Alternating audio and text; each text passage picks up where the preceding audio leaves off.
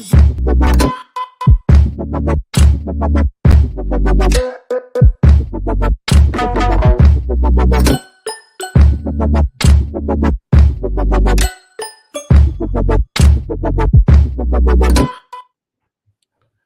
people, and welcome back to Normski TV and the What's Going On podcast. Please, if you're new, hit that like buttons if I can get my words out properly. Subscribe and share if you are new. And we have got an awful lot to talk about. As you can see from my background, Transfer Daily is back, even though I'm not doing it every day.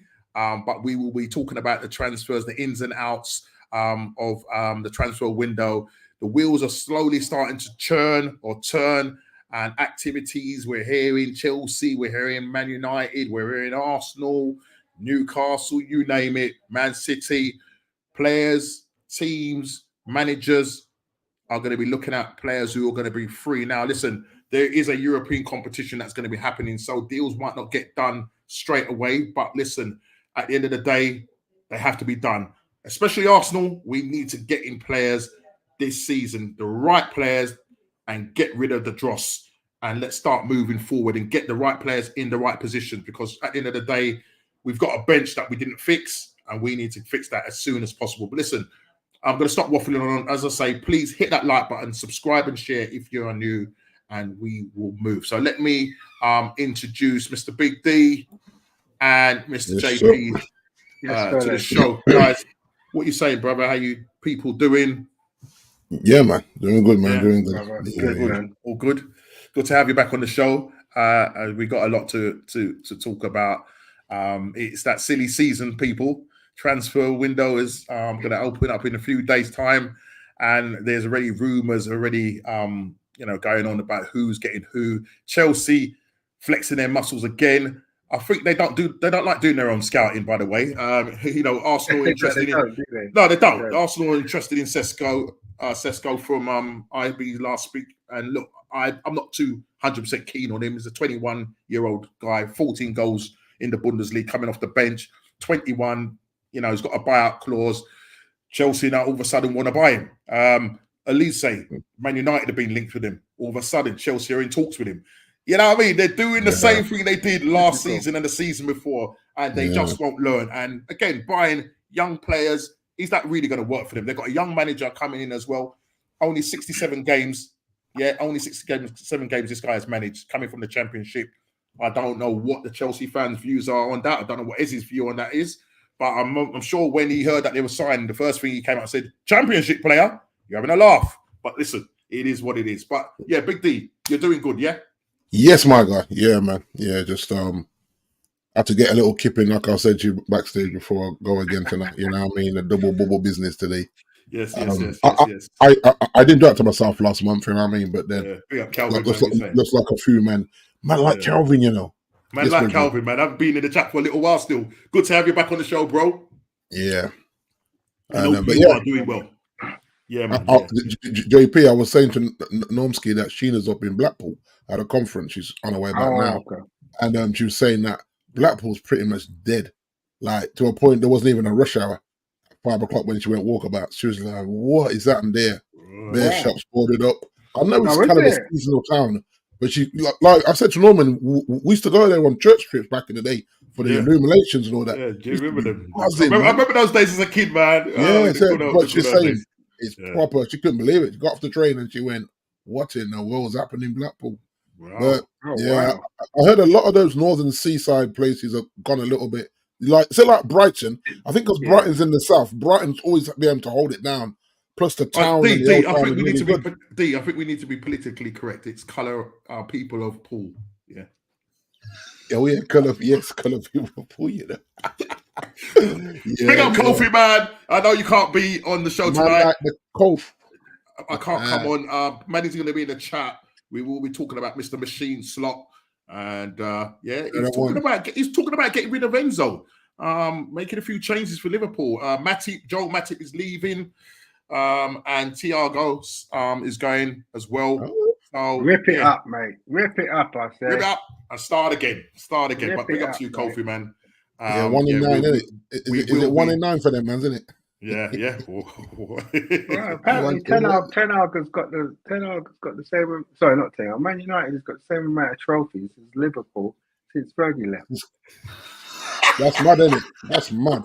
Just saying. This is Liverpool's most successful period in God knows how long. Wow. But Kofi, what you say to that, brother? Please. You see how often we talk about media manipulation and all them something there. And then when you really peel it back and look at facts, you say, wow, same amount of trophies. Okay. You wouldn't think that, Jerry, would you? No, you wouldn't, because of the spin. You wouldn't think that. The way they spin it, you wouldn't think it until you sit down crazy. And look at the black and white facts. Now, this is the reality, yeah? To be fair, they've won the Champions League in there. Yeah, exactly. Okay. And they won the Premier League. But the Premier League, like I always tell you, like, they don't bubble championship, man. They don't count. The COVID championships don't count, man. No one in the stadium. Asterisk one. Asterisk, you know the ones. Wow.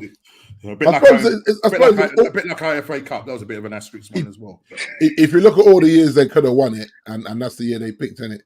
Yeah. So you look at that reality, you say, wow. Fantastic bus top celebration. It was fantastic. The amount of people that was in the stadiums cheering on with them, it was just absolutely fantastic. Did you really think Spurs fans would ever want to give away the Premier League to the Gooners? Cal, please, man, don't troll me. Do not troll me. Calvin woke up and chose violence today. Kofi says, "Is Jay having another dig?" I don't know. You'd have to ask Jay. You'd have to ask that question. Kofi, I'm not having a dig. I was just putting the facts out there. I remember. I respect Liverpool. Jay, but wasn't you the same one when you first did the show and your did you say they were irrelevant, or was it season? Or was it Spurs? I couldn't remember. Early last season, they, talking about Liverpool became irrelevant, didn't it? It was like what were they doing? Not the club isn't irrelevant. I was just talking about like that period of time. Yeah, what were they doing? Yeah, so in their history, they've, Yeah, you can't say they're irrelevant. I mean, I'm not going to lie, mate. I was looking at the amount of trophies Liverpool and Man United have won. It's mad. I think Liverpool, have they got one more trophy than us? So basically, Man United have got 20 champions. Premier Leagues. That's Premier Leagues. Yeah. So in the Premier League, you've got 13. Okay, you've got 13. 20 altogether, haven't we? 20 altogether. Liverpool got 19. And Arsenal got 13. Right. Yeah, and then it's followed by I think Man City.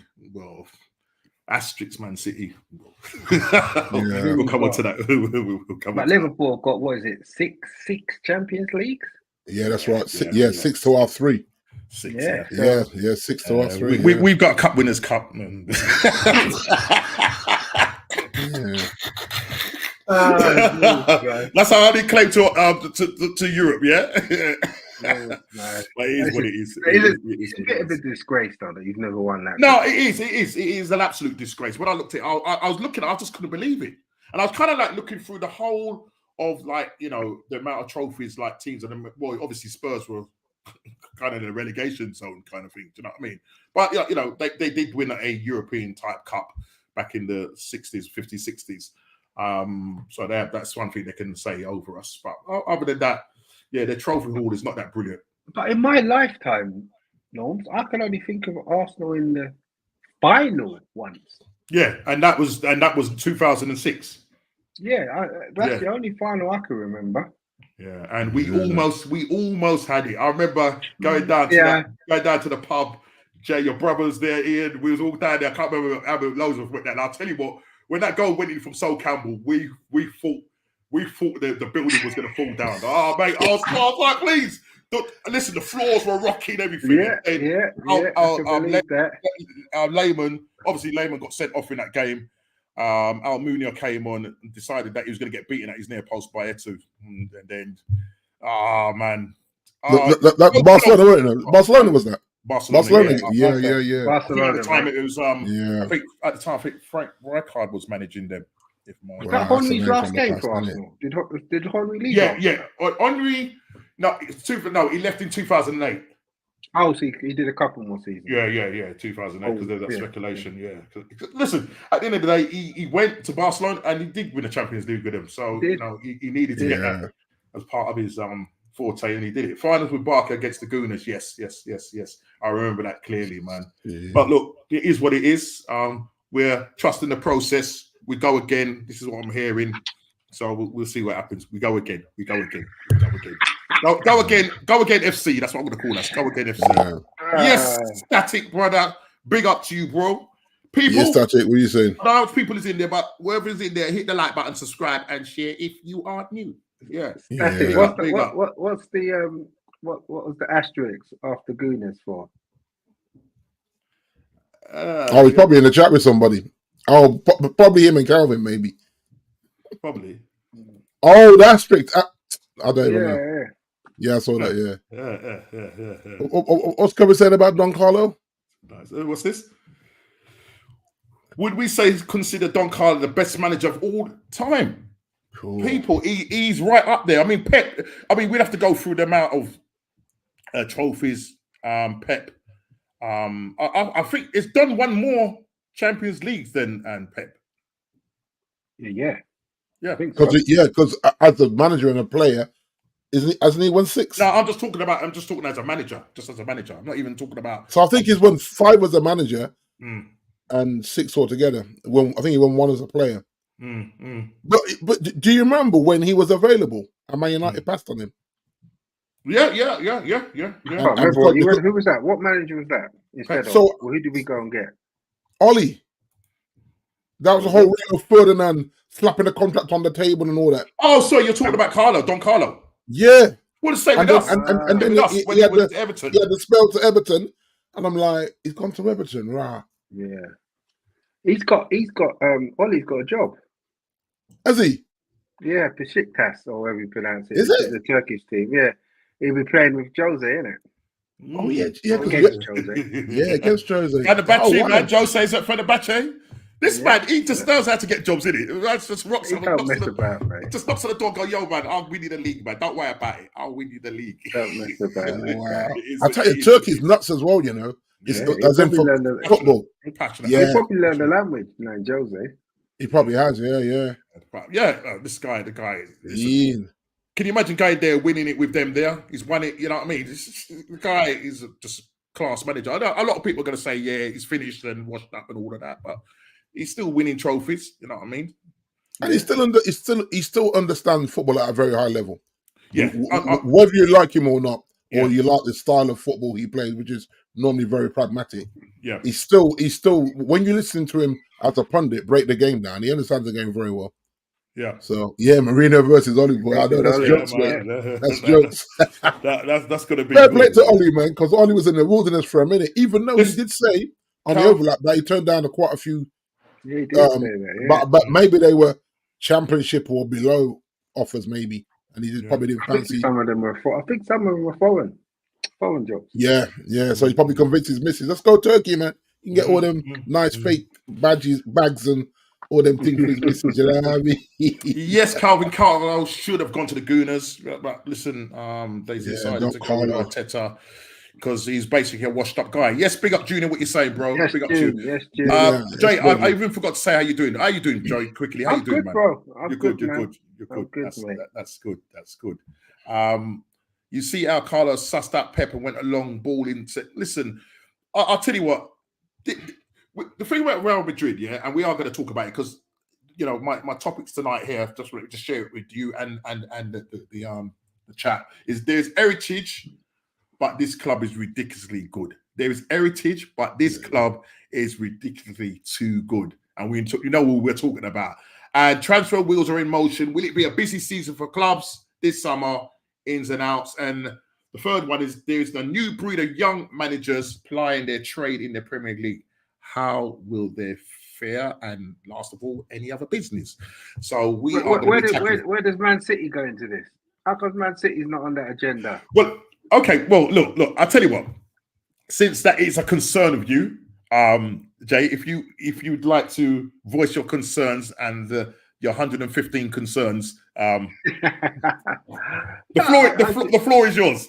no, I mean, obviously, everybody would have seen the fact that City are going to, well, they're basically suing the Premier League on the basis of they're basically saying that they feel like the Premier League hasn't treated them fairly, and the rules within the Premier League breach European competition laws, and the fact that Manchester United had preferential treatment and was able to build their brand, and they don't feel like they were given the opportunity to do that. Bear in mind, Manchester United and Arsenal and Liverpool and everyone else, they all built their brands on money that they earned themselves.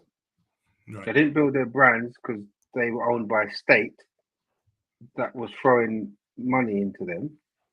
But anyway, so that's what they're trying to say. They're trying to say that they've been unfairly done by, which I don't understand, because all the laws in the Premier League have to be voted on by all 20 clubs. But the whole 20 clubs, yeah, the whole 20 clubs. And if you go back to 2021, they actually voted for it.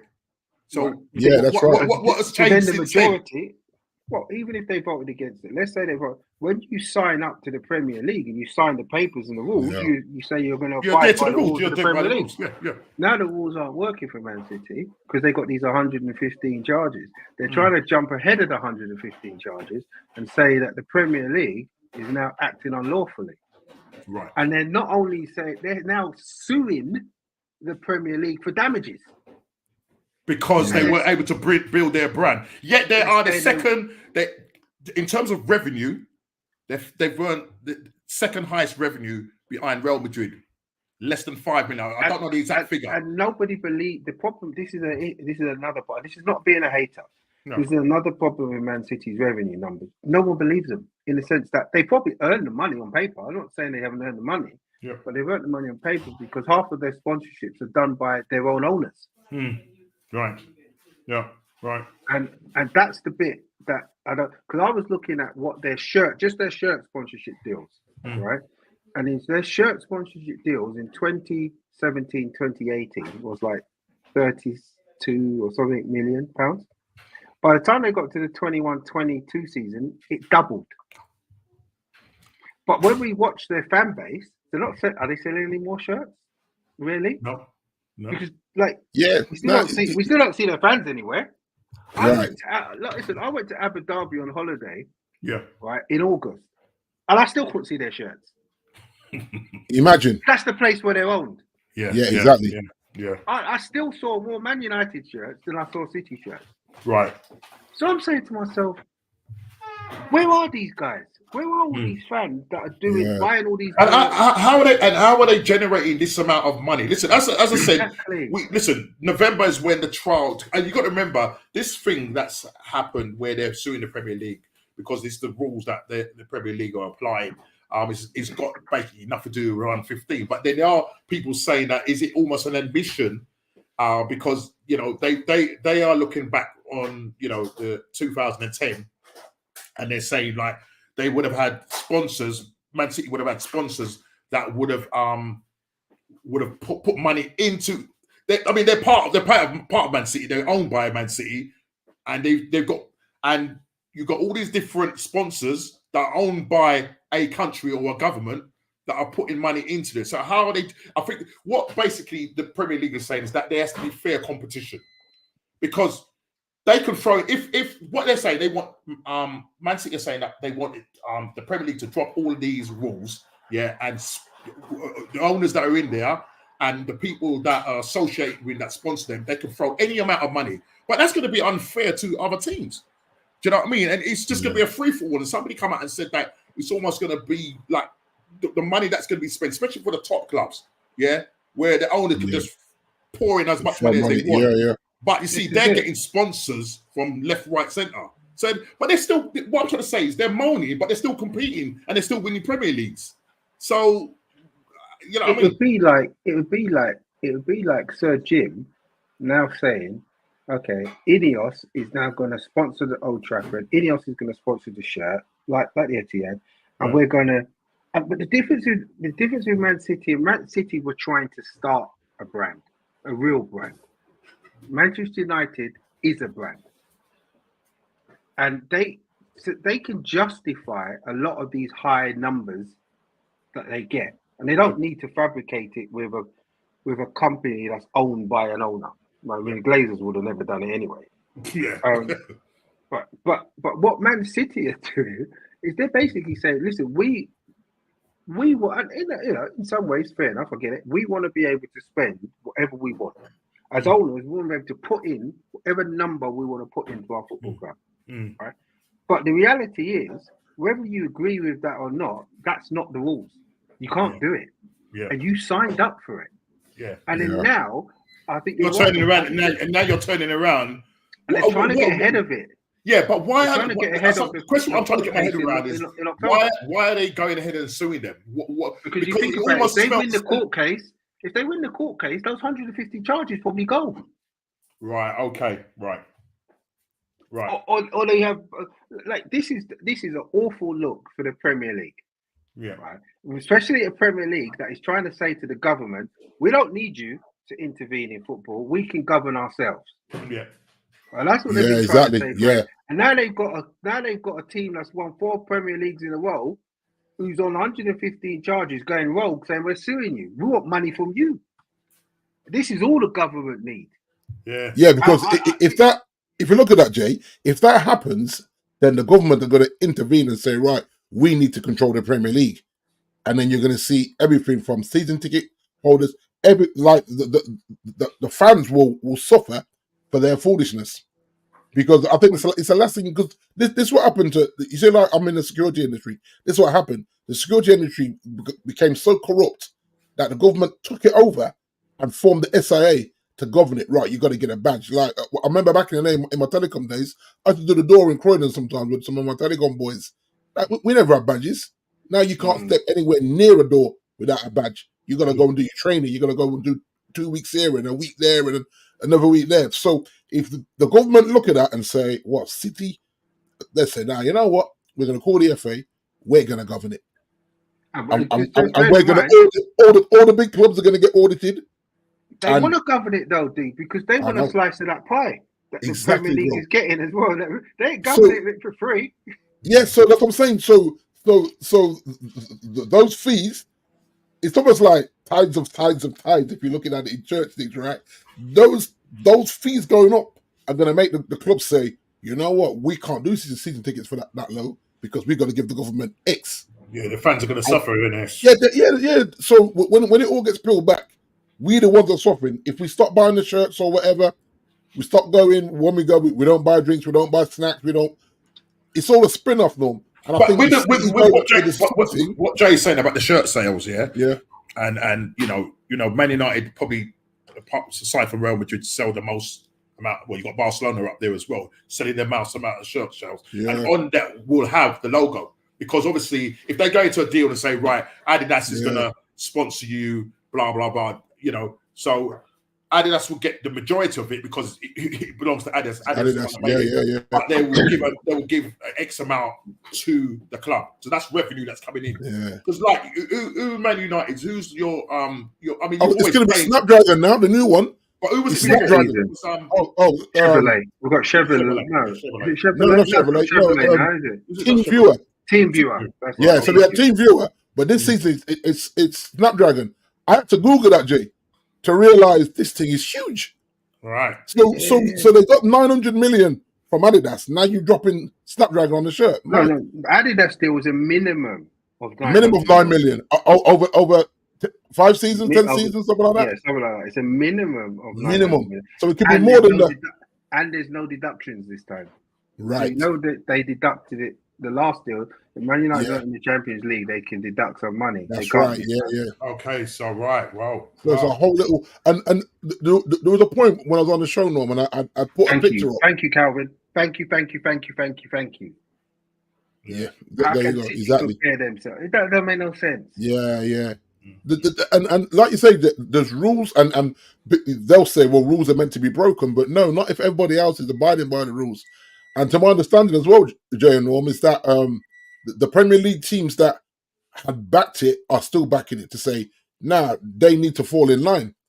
So the only one who probably doesn't want it, the only one who probably secretly behind closed doors wants them to win this is Newcastle. Yeah. But it's Newcastle. I mean, obviously, because Newcastle, they've got money to spend, but they can't spend it. But they can't spend it. So, but I heard that Newcastle were not backing this. Nah, trust me, mate. Newcastle, they're all brethren, you know. It's almost like those owners. It's almost like they may be in-laws, because there was something that was said, and the guy said, "Oh no, I've always told him to ring me if he's not sure." You see when the whole thing was going on with Man United, they said, "Just give me a call. We'll tell you how we did it." Oh, so yes, bells in your head going, tell me how we did it. Yeah. Like, is there something that you can't tell the public about how you did it? Mm. And when that happens, you always got to question, okay, what did they do where they say, listen, don't worry about that. Give us a call. We'll tell you how we did it. And we'll keep you in the parameters of what the Premier League are saying, A, B, C, D. You know what I mean? Yeah. But it's something that, you know the guy, Big Steve, Norm? Yeah, you might have seen the white brother, Big Steve, yes, hardcore City fan. He was on one of these sit-down shows with Neville and them. And they were, and he got a lot of, I don't know if it was on, it might have been an overlap, but they had loads of fan channel guys there as well. Yeah, I know, Yeah, and then he was saying, listen, so don't be surprised if none of this sticks and everyone's got a big City pardon. He said it about 3-4 months ago. And they said, well, they were saying to him, what do you know? He goes, no. Everyone's running their gums, let them keep running. But don't be surprised if you lot, when you see me at the away games, you're going to have to beg me pardon. Yeah, Big Steve, you was right, man. So I thought, he knows something, or he thinks they can get away with whatever they're being accused of. But like Jay said, the Premier League will not want them to get away with nothing. Think about it, City are going to be coming with the big gun lawyers. Yeah, I don't think the Premier League ain't going to do the same thing. Yeah, they have to lawyer and do it properly. Can't to lose this case. Yeah, I mean, I suppose because the Premier League wouldn't take that risk and that chance by charging these guys with these 115 rules, and then obviously the rebuttal. Now, I'm not saying that is linked with the 115 charges where Man City are coming back at the Premier League and obviously having a go at them because of their stringent rules, which they voted for back in 2021 and all the other 20. But so this is just so that if people in the chat are not too sure about what the associated or APT rules are, it's basically the Premier League rules require any club, its players, manager, or any senior official to run dealings with associated parties past them. Okay, so that's one of them. Associated parties are companies or people who have a significant interest in the relevant club, financially or otherwise. Okay, and it says the Premier League's board then reviews each transaction to assess whether it believes they represent a fair market value. And the last one is the league says the rule helps to build fairness across the division by ending a reliance on enhanced commercial revenues linked to clubs' ownership. Right. So this is what the rebuttal is, and why Man City are suing the Premier League, because they're saying that it's affected the way they haven't been able to build their brand. And what you got to understand is, like, in terms of the Premier League that started back in 92 season 92, right? 92. Since 92, the inception of the Premier League, Man United, Arsenal, just to say, name a few, Chelsea, those people were in the clubs. I'm not even too sure whether Man City were actually in the Premier League at the time. I think they were probably playing in Division 2. Okay, so it was a slow journey. They fleeted once they did win, because I think they won the championship and got into the Premier League, and they didn't do so well because I think they ended up going. Did they end up going back down? I'm trying to remember if they did end up going back down, but it was a slow process anyway, going from whatever it was to where they were. They were, playing teams that nobody has heard of. I'm just gonna say. Now they've got this big ownership and everything, and like you look at Chelsea to a degree before they got bought out, because they were going to go into receivership before Roman looked down and said, "Yo, I'll have that club," and then the money was coming in from him, because then back then the rules were different to what they are now. Because what the Premier League looked at and said that they're trying to create fairness across things. So even before this kicked in, Man City, when the owner came in, he was, the sort of money that these guys were spending. I mean, Arsenal, we ended up getting most of our best players sold off to them. the likes of Adebayo, Cliche, I remember you were their feeder. That's right. Yeah, I remember that. No, we could have matched them. These guys are coming from Division 3, and Arsenal, who've been in the Premier League for God knows how long, never been relegated. Ended up in a feeder club. And Wenger would always say that they would rather generate the money that they're earning rather than having a sugar daddy. Because right about the times, because obviously it was Roman Abramovich, then the Man City thing happened. Now we've got Newcastle, we've even got richer owners. So, but what the Premier League is trying to say to everybody in that 20s is that we want to be fair across the board, that everybody has a fair crack at the whip. But it's almost like Man City is saying, well, we want to be up there in terms of sponsorship and, shirt sales around the world and blah, blah, blah. Yeah. And, some people say, well, they bought the league and whatnot. There's all different things. Listen, if they've got the money, they can go out and buy the best players. They've got a good coach who is paid 20 million a year. You know what I mean? And now we have it that they've, done a treble and now they've done a 4P. Because you know what, Norm? You see how you say this, right? I actually do believe that the Premier League would have blocked the Sheikh from buying Man United just because of this footage just here. So even if the Glazers said, you know what, let's just take the Sheikh money, I actually don't think it would have gone through, Jay. I think Sir Jim would have always been the one to be the investor, whether because remember the Sheikh didn't want to be an investor, he wanted the whole thing. But I think deep down that I think the Premier League would have looked at that and said, we're going to put the blockers on that because of what's going on with City. They could have, I don't think they could have. Unless he's done something that can't pass the fitness and illness test. That's the what can they say to this guy? Half the things they do in their country is probably private anyway.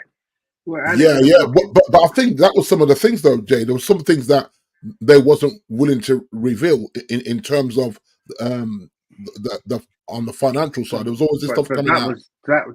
This is what the argument was coming out later to what's a merchant bank that was dealing with the Rangers. Right. Yeah, right. That's right. I'm talking about if that all went through. I'm just saying if that all went through and they was able to get their bid in, I don't see how the Premier League could have blocked it. I don't see how the Premier League could have stopped it. The only thing the Premier League could do is say you failed the fitness. Right.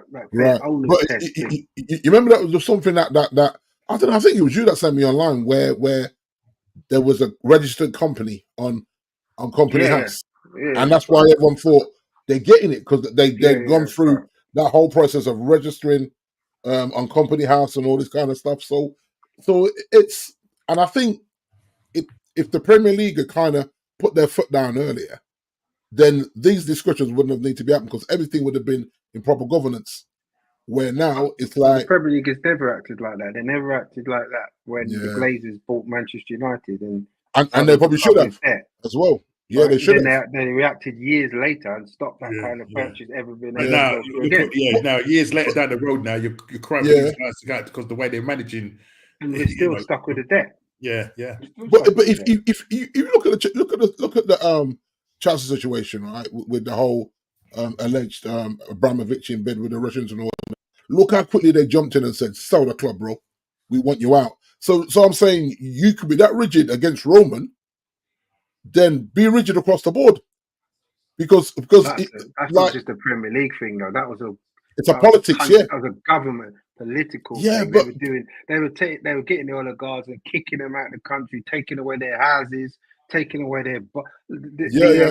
Is it the French that have got Roman Abramovich's yacht? They seized it on French. That was just a world. That was a world leaders thing. There's nothing you can do about that one. Mm-hmm. Yeah. But you know what? And to be fair to Roman, he didn't because he said he had a genuine love for Chelsea. He didn't try and say, all right, then Chelsea owe me this and bankrupt the club, because he could have done that. He could have done that. Yeah. He could have done that. He just said, all right, you know what? I'm just going to dip and take what I take. But it's always like I get it. Like that became a world thing because of what's still going on. Yeah. But you look at it across the board and you say, everything's got to be in the same order. We can't pick and choose, and that's why City should just hold their hands up if they're wrong and say, yeah, you know what, we've manipulated some things here because we needed to play catch up. But they play catch up and dominate. They can't do that because they understand the consequences of holding their hands up, mate. They're at the football. They're at the league. Wow. Well, the thing, So the thing is, they fight. Let's say they win, because apparently they can't. Like when it goes to an arbitration. Let me just before start, we've got somebody from. I'm not too sure if he's in Mexico or he's in England, so we'll find out when we bring him on. Okay, bring up Ez, man. What you say? No, he's in Mexico. Yes. He's in Mexico. Yes, people. Yes. Yes, man. We say, you said what I'm saying, man. I thought I'd jump on quickly. You know what I mean? See what everyone's saying. What's the weather like? What's the weather like out there in Cancun? Well, we're 33, 34 degrees right now. Man, it's crazy. What are you showing off for? If I'm honest, I'm running from it, man. Chanel's out on the beach. I said I need to get out of the sun for a bit, man. And then I remember the show's on, so I was like, let me see. What time is it? What time is it there now? It's 1 p.m. 1:12. So we're 6 hours behind you. Yeah, man. Man, nice, listen, bro. I don't know if you saw. I don't know if you saw the message in the feed. Listen, I know Mexico are known for their chilies. So they are known for their chilies. I would advise you carefully to think about this. Yeah, boy, maybe I chose the wrong time. I should have jumped on. I should have stayed in the chat. You know.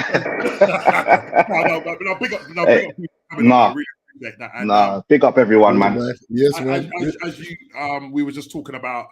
Jay was just talking about the situation, and all of us obviously about the 115 charges, but more say about crazy that you know, Man City are suing the Premier League. And just maybe quickly get your thoughts on it as well. And what do you think? Is this linked in with the 115? Is this about admission, or is it just a case of, you know what?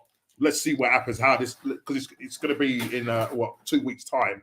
I don't know how long the whole trial thing is going to last, and then obviously come November, they booked 10 days, haven't they? They booked 2 weeks, but it could still be longer. But they booked 2 weeks. Yeah. So what are your thoughts? They're criminals, man. Yeah. They're criminals, man. It's serious, but it's also convenient how long it's taken for the Premier League to take a stance on this. Yeah. And give them their punishment or no punishment, whatever verdict's going to be. And now all of a sudden, they've taken a stance that they need justice. You know, so I think there's a dodge one there. They've given them time to kind of find a way out and make it look legit. God knows how this gets settled. I don't know. I don't know.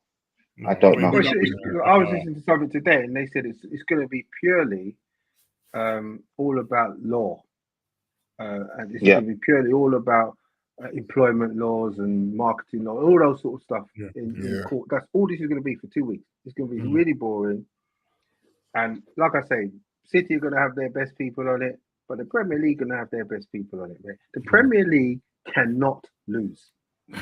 Yeah. No, that's ramifications for the whole of, you know what I mean? Because then there's that thing as if say City do lose this and then, you know, further down the road, you know, the 115 charge and all that. I mean, I suppose all the Premier League teams could turn and start suing them. Do you know what I'm saying? I mean, what was happening? So the 115 charges, they have to answer for that is it September or October? Something like that. November's when right, okay. So they've come with this ahead of that. If they win this, they got grounds to say, they got grounds to say, just throw it out. Yeah. This is all typical legal game playing. And this is the difference between Newcastle, tactics, as Jay said in the chat.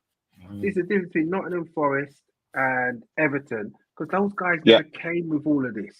So they could easily just slap me, here's 10 points, here's 5 points, whatever. And just slap. But Man City ain't having it, because they know that their one isn't no 5 or 10 points. No. They're getting a Juventus. Yeah, exactly. But Jason, they've had time to draw up this blueprint. They've had time. Everton and Nottingham Forest, even if they had time, there's an argument they might not have, you know, found a way out. But City's had time to come up with this game plan. Yeah. And now they've probably got something that has some legs. You know, the owner, what did he say? The owner said he would rather spend. What did the owner say, Jason? He said something. He'll spend 30 million on legal fees rather than You know what I mean? Yeah. Could you imagine 30 mil? That's But nuts. the truth of the matter is, this obviously got some kind of legal ground to it. Otherwise, they'd have just thrown it out and wouldn't take it to arbitration. Yeah. But to the same point, the Premier League have had all this time as well to show up their case. Yeah. Because people act like the Premier League are just sitting around twiddling their thumbs. The Premier League ain't joking around either. Because they can't be. What we were saying before was the Premier League are trying to show everybody that we can govern ourselves. We don't need the bloody call them. Yeah. Whatever Gary Neville was trying to promote there. And there's a regulator. And they're like, listen, they can't mess this up. Yeah. Because the what we were saying is if this goes to Parliament and whoever's governing the country sets up a whole team to oversee the Premier League, then everything that filters down gets punished, and then the fans are the ones that suffer. I think the big teams might dip before they comes in. I think the big teams will try and dip out the Premier League. Yeah, they say Super League. And that's where the Super League comes in. That's where the Super League comes in. Do you know what I mean? There's talk about Man City might dip. You know, if the way things are going, there's a possibility that they could dip and go and look at the Super League model. Do you know what I mean? What are Man City going to command if they come out the Premier League? Yeah. Right. So what have they got apart from the 68 fans in Manchester? Who have they got around the world? Who have they got around the world that's following them? Yeah. You're so specific, Jay. 68 fans. I counted them. Well, there was it's funny, right? Because in the week, on my other fantasy group, some of them are golfers as well. The guy that runs it, Phil, Phil comes on here sometimes actually, and he said, "Is it just me? Are Manchester City and Man United demeaning our once treasured competitions? There was a time when winning the league and FA Cup resulted in a bus parade, yet neither team did it." But he's not on social media. So I responded to him saying that City had one, bro. All of their 115 fans in attendance were ecstatic. I said, as for Man United, I think Ineos decided that they're not sure whether they would put Eric Ten Hag on a parade bus if they were going to fire him. So that's how I have to just leave it like that. But he thought that there was no parade. I said, City had one, and literally the 115 fans turned up. They were losing their minds, got a little bit drunk, then they went home. So it's hard to organise a parade, though, isn't it, for Manchester United? Because City already organised one. That's right, for the Premier League, and then everyone's going off to international duty because the Euros. How do they do it anyway? Plus policing it, because if United did one, that's a hard one to police. Well, come on, come on. It's a hard one to police. So that's what I said. But he's not on social media like that. So we actually missed the City 115 fans. He missed that one. So I said, no, they had one, Phil. It just weren't that. We got root calls, man. What you say, brother? Root calls, yeah, man. Yeah, but like I said, there's levels to this, as you guys know. If Arsenal or Chelsea win something, you cannot go to London on that day. Forget it. No, yeah, it'd be like, you know what I'm saying? Same as Manchester. United win it. You can't say you're going to see my family in Manchester. Nah, not that weekend, bro. They got the parade on. So okay, sorry to cut you, Jay. And when you sent through those pictures, and I went and looked at some other pictures and that, and I was like, this is not banter now. This is no, it's like we're the fans. Seriously, we are the fans. Yeah. Do you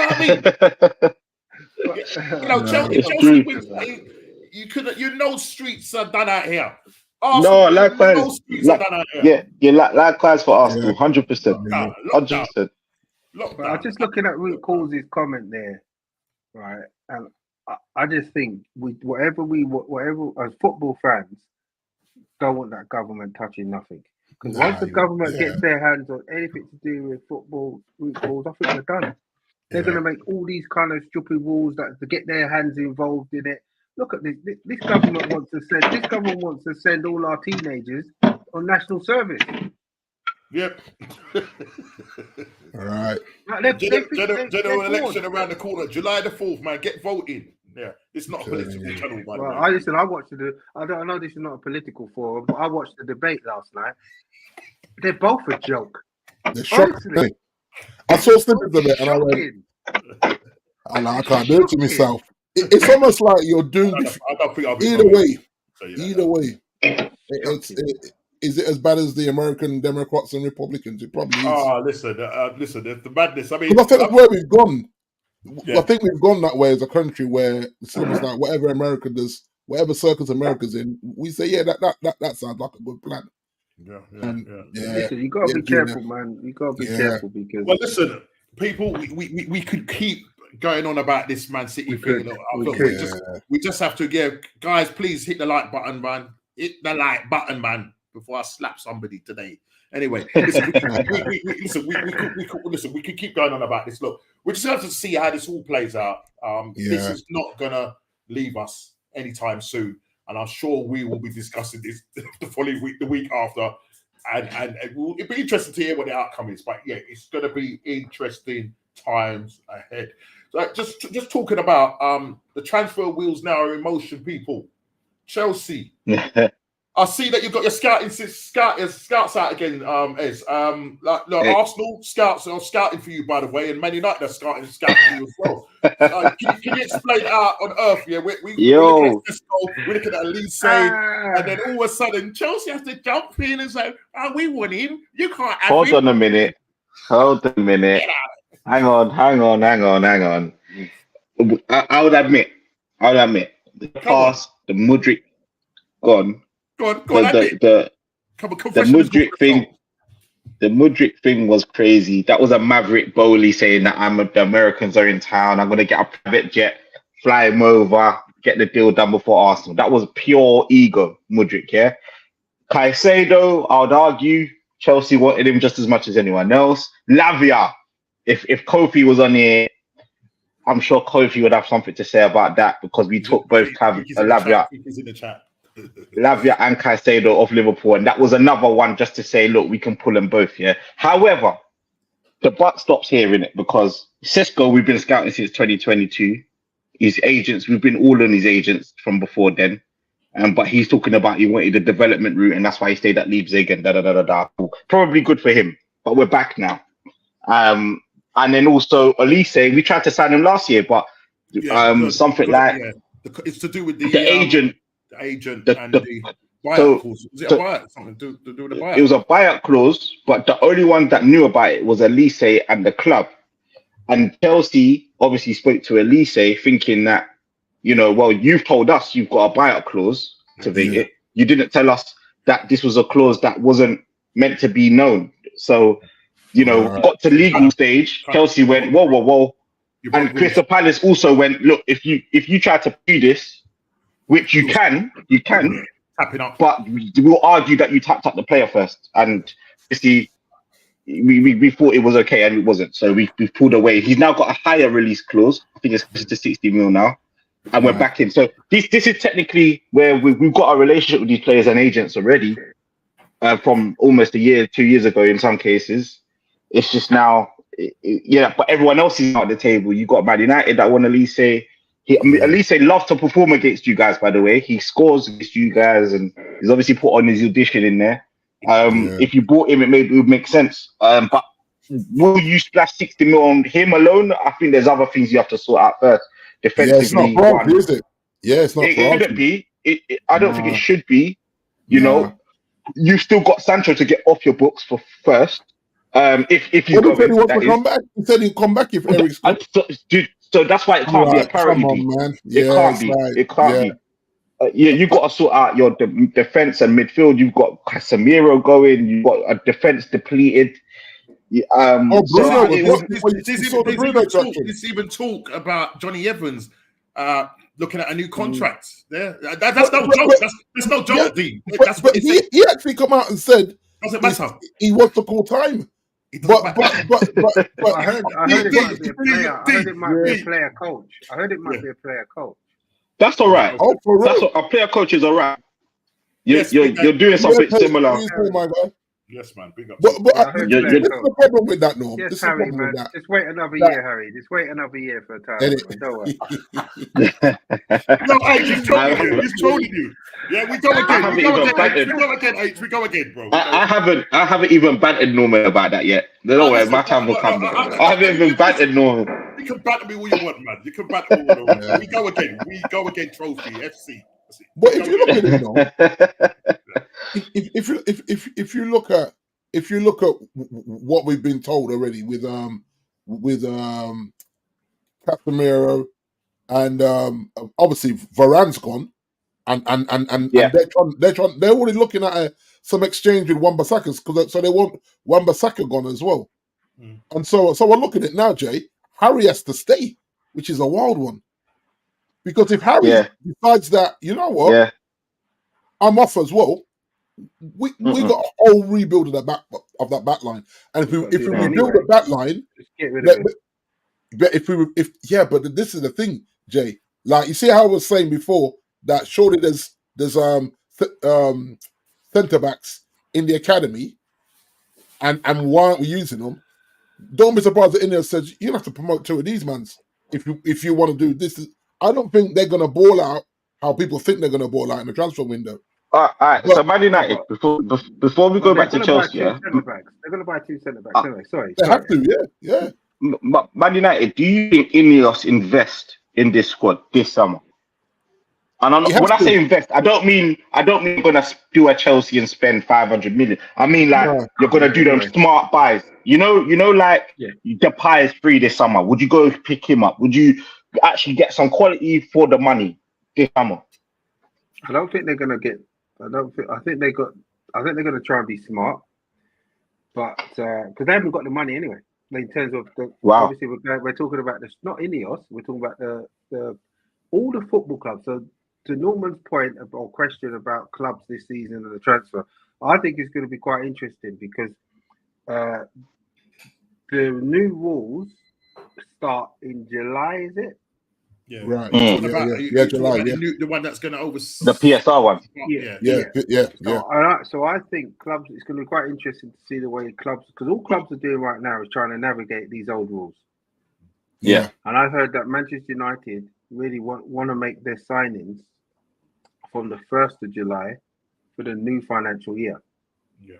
Right. So it goes on to the new financial year, not this one where they. Because obviously, but you can still do the free transfers, though, Jay. You can still pick up the free ones if you want. Just say with the free ones. I know you're saying free, but don't they have like a signing on thing? Wouldn't that be part of? Yeah, probably. Yeah. They're normally the signing on fee. Even though it's free, they're still going to want a signing on fee, aren't they? Well, they want to sign on because they're free. Because they're free. I suppose what you say, Jay. If you do the deal, but start. But the money don't come. The money don't come until say July. Because that's to show on those books as opposed to the previous. And that's what you're going to have to do. You're going to have to do that. Exactly. In some. I think. But the thing is, if you're a player, a lot of football clubs are going to be like this season. Yeah, but if you're a player, guys, and you want to come to the club, not being funny, there's very, very rare a player is going to turn up at one of our clubs and be skint.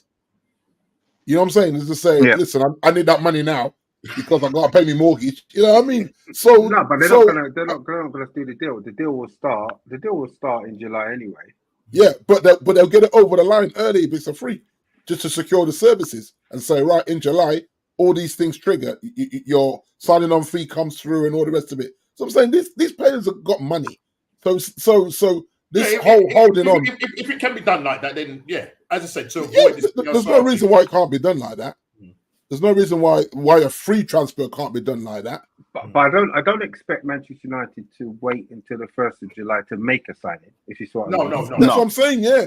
So I don't expect that. What I'm saying is they can't put anything on their books. Yeah, exactly. Yeah. But the new rules benefit. In other words, declare. Declare. You see people in that signings in May. You see people in that signings in May. The window hasn't even opened yet. So clearly you can. But if you look at the thing, this is what he was alluding to about not getting any European money. That's why winning the FA Cup was so important, because he said if we're not in Europe, then he said our transfer window looks very different. He said it on a couple of interviews, And so even now they still got to sell to. Yeah. Yeah. And the thing is, you see all this stuff with Bruno. Bruno's twerking for a new 5-year contract or an extension on his current contract. He's going to be 31. No, he's going to be 31 this year. I don't think he's 30 in August. Oh, 30. Sorry. Bruno's a year too late. He should have done this last year or January. He would have got it. So okay, the thing. These guys are ruthless. They're just going to give you money. Right. No. But do you think though, with that saying this contract situation, say that Bruno is trying to, because there was talk that Bayern Munich, I think that's his agent maybe just pushing that. Bayern Munich were interested. Bayern Munich said they were interested. So he's obviously pushing for a bigger contract. My thing is this: do you think that will be? Man United do their business, yeah. They focus on one thing and then they forget about all the other things that they need to be doing. Do you know, like the young thing, right? So my thing is, are they going to be like, okay, we got to haggle with Bruno because Bruno's because listen, a lot of the Man United fans like him, some obviously loathe him for whatever reason. But what I'm saying, you don't really want too much time spent on negotiating this deal with Bruno when you've got other targets to be sorting out, because as I said, the man is 30 and you're going to give him a 4 or 5 year deal I can't see it being 5 years. Are they saying 5 years? I don't know. No, I think he's got 2 left, hasn't he? He's got 2 left, and he's looking for 3 years left. So he's looking for extension to take him to. So an 2-year extension. Yeah, on top of what we already got, that would take him to so in other words, 28, 29 contract would change. So basically, but he works the Rashford money. Let's not they won't do it around. He wants the Rashford money. This goes against everything that Ineos have been saying. This goes against everything. This is what I said. He's done this too late. He should have done this when you had the idiots in charge. You've done it too late. These guys are not going to spend all summer talking to Bruno. They don't care. No, they're not. And that's why if they do that, that'll be a wrong one. If they do that, and not when Saudi's knocking on the door. Well, if Saudi's knocking on the door, just take the money. Right. Exactly. I said to you lot on the chat, if Saudi want to offer us that kind of money, bye. Yeah. Well, look what Liverpool done. Look what Liverpool done with Salah. They didn't let Salah go for 200 mil, and now Saudi's not even sniffing anymore. And you take that now. Not that Salah is rubbish, but he's not the heights of what. Do you know what I mean? Yeah. So you don't want to let that go. If they say 150 for a 31-year-old, who's going to be 31, take that all day. You build, especially when you need to rebuild. I don't know. You need to rebuild. You know what that is? I don't know how true that source was, because the same source was saying that they're going to offer 80 to 100 for Casemiro. Yeah, I heard that. That. Now, I think we have to see how this transpires, because don't forget Fernandinho, who is around the same age as these man, went for about 50 or 60 mil last season. And do you know what I mean? I'm not Fernandinho, Fabinho, sorry, for Liverpool. Fabinho went for about that last season. So I think Saudi's hit and miss. We'll have to see, because the window ain't open for them until July. Yeah. Right. So if they offer that money for him, oh my god, take that, man. Take that. Kevin De Bruyne said though, guys. Kevin's been linked, and he said, "Listen, the money I can earn in 2 years would have taken me 10 seasons to earn." Yeah, and I was like, "He's gone." And I think he's gone. He's saying, "Come and get me." Basically, come get me. Listen. You got De Bruyne. Now he's talking up to saying about his missus would like to sort of enjoy something. A new adventure. Of course you would. You know what I mean? More like exotic money. I love it. Like I love it. Backward and forward on that private jet norms. Then you got Edison from Man United. Not Man United, Man City. Man City as well. There's a chance that he could go. Do you know what I mean? So listen, man. I think it could be just a very different to what we expect transfer window, because I think there's going to be players that are going to go and you think, okay, I get it. He's at this age, but he's still performing in the Premier League. Because if De Bruyne goes, that's a huge statement, you know. Even if everyone's saying he's 33, and you can see. The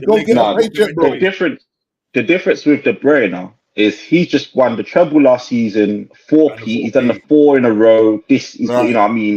He's got a champs in his blocker now.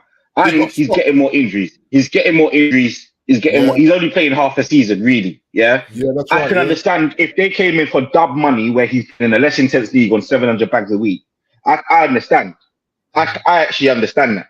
You know, plus Bruno not going to get as much interest though, is he? As either he's going to warm climate and not having to play in the Manchester rain half of the season. I think Bruno's a bit cheeky. Bruno, for me, hasn't hit the heights of his career yet. Yeah, he hasn't won a Premier League. He hasn't won a Champions League.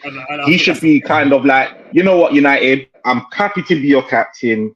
I'm still playing every match, which he is. He's played every match still. I'm here for the rebuild. I'm not going to be greedy. Just pay me what I feel like I deserve to be paid, rather than going for this 350 stuff. But the truth of the matter is, though, where would he get that money? Forget apart from Saudi Arabia. Yeah. What other club is going to give him a high salary? No one. On that? No one's paying him higher than was getting. None. No. So and the thing is, sit there and say you're not getting any more. Yo, bro, Jay, it wasn't even. It's not like Man United put a gun to the man's head. You know, my man willingly signed that contract because it was a prop. He doubled his money when he signed that contract. So it's like, bro, you doubled your money, and now you're looking at Rashford and Mount and saying, "What I'm going to be on parity with these guys." Like, nah, bro, you signed it. You was happy to sign it. On like 10 grand more. Matt's only on like 10. Yeah, about 10 grand more than Bruno. Yeah, but in Bruno's eyes, it's like, you know what? That's mad. I know. Yeah, that is a bit mad. That's a bit mad. But that's why Chelsea didn't want to sign him. Chelsea done well there, bro. Very well. And everyone saw us under that regime coming, mate. These are mugs. But do you know what? On the selling front, sorry, not to switch it too much, but because I can see a question about Gallagher as well. On the selling front, Chelsea have done more than I think people are talking about. Maybe because it's a bit more under. But you see the Mason Mount and the Havertz deals. Even Mason Mount, you lot gave us over 5 mil because you won the FA Cup. Yeah, I mean, what's his name? We still got money coming in from Kovacic winning the league.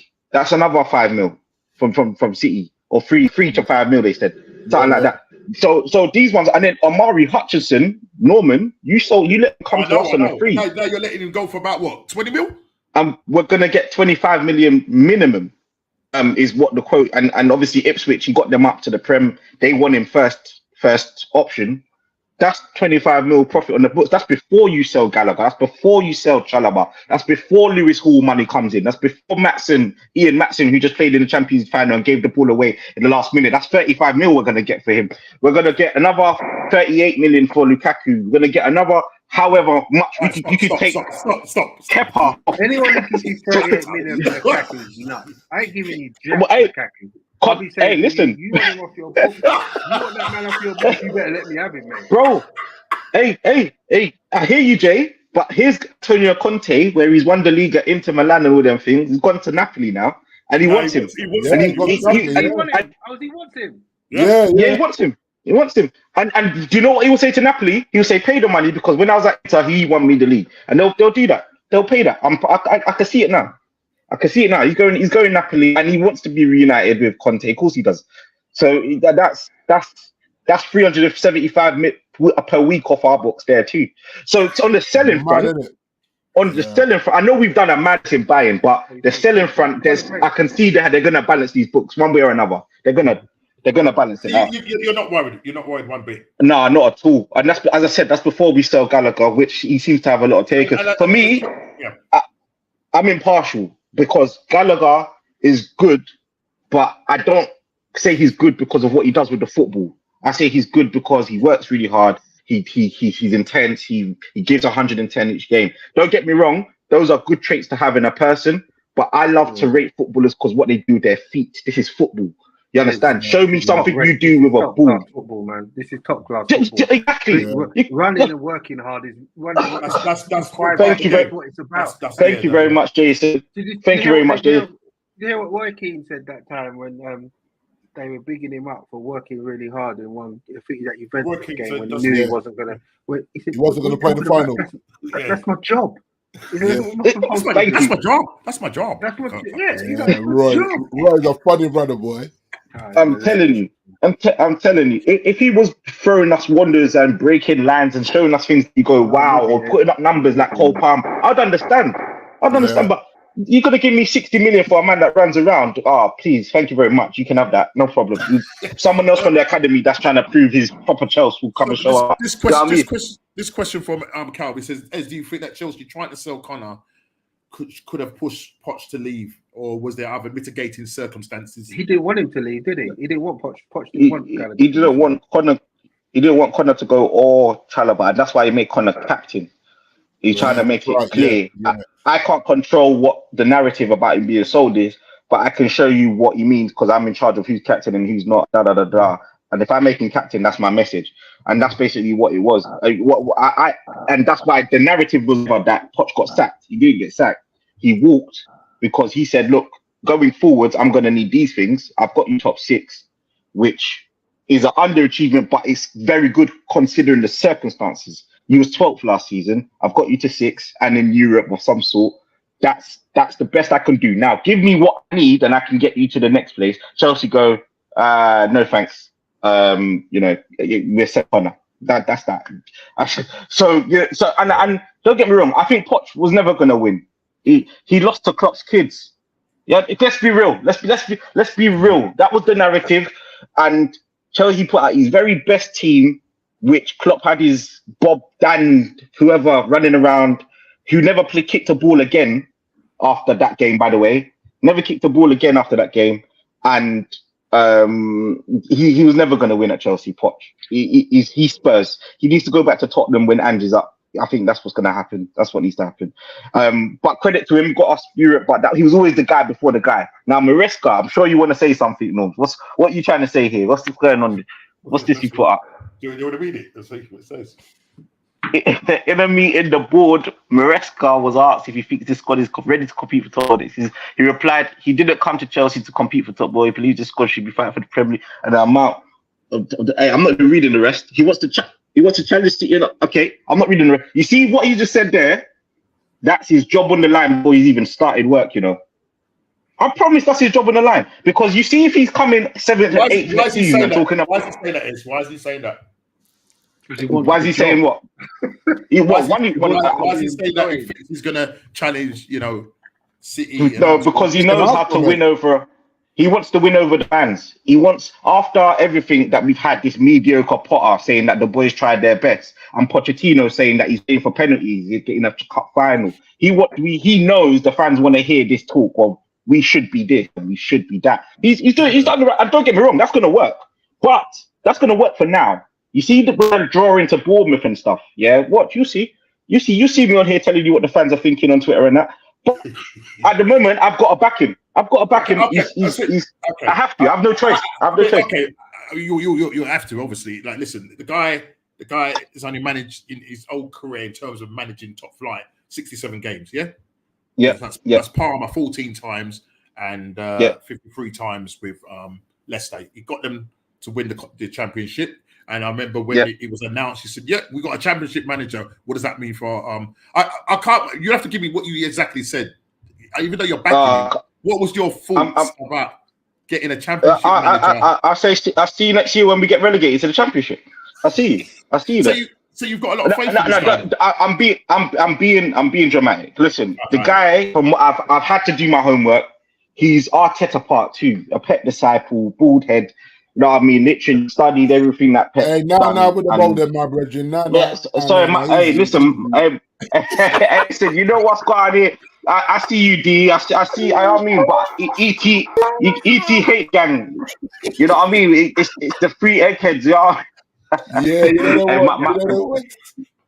My dad will cuss me right now.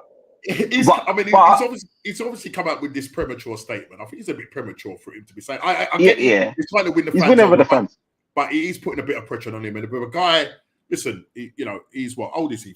40, 44, something like that. And with a whole new breed of managers coming into the Premier League, you got Slot, you've got what's the guy from Southampton? Can't remember the manager's name from Southampton. I can't remember his name, but I know who you're talking about. Yeah, you got him coming in. Russell Martin, obviously Enzo Maresca, and also the guy that Kenner guy, Kieran McKenna. He's going back down. Yeah. Ipswich. Who was Ollie's assistant? He's going back down. He's going back down. Chelsea was linked to him. Man United was linked to him. But Maresca, don't get me wrong. I've done my homework. The guy wants to play this all football, and I'm scared that it's too much tactics. Yeah, it's too much. I don't know how good of a man he's keeping the goalkeeper Sanchez as well. He wants to play with the keeper as a 12th player. He wants to do inverted fullback. So you're going to see Reece James playing centre mid and all them sort of things. You're going to see all of it. Now, I'm happy if he's getting results. If he's not getting results, he's just going to, as I said, Norman, Arteta part 2. It's taken Arteta a long time to get where he's got. This is Arteta. Are you going to give him the time that Arsenal have given Arteta? Listen. If I see the football, give him time. Yeah. If I see the football, give him time. Your project that's been going on now, what, is it 2 years? Yeah, this is the third season. And how many managers have you had in between now and then? I think we've had 5. We've had Tuchel, Potter, Lampard, Poch, and this is. It is an interesting project with you. I mean, one thing you definitely haven't lost is sacking managers, but it hasn't. No, I like it though. It hasn't really. Yeah, but hold on, it hasn't borne you any fruits.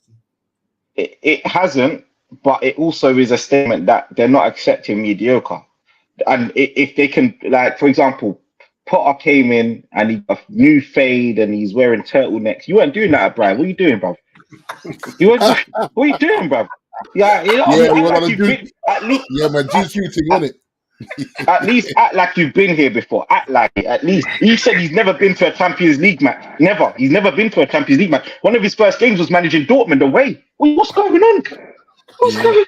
Do you know what I mean? So, like, yeah, the Potter, and then you brought Super Frank back, which that's not. Pochettino steadied the ship, which he did. Credit to him. He actually did steady the ship. Still an underachieved season, but you know, argue Man United might claim that, you know, he finished above them and but now you've now taken a different leap in another direction. I thought you'd go for a bigger name, someone more established. You kind of gone a risky backwards here, hoping that this guy's the next Pep. Okay, we'll see. And it's not. This ain't Bowley, by the way. This is not Bowley or Ed Barley, which is the co-owners. These are now the sporting directors that have been put in this. Which I don't know if you know him, Paul Winstanley and Stuart Lawrence. They're the co-directors and they're making all the calls at Chelsea now. And Lawrence is the one that was running Monaco when they signed Mbappe.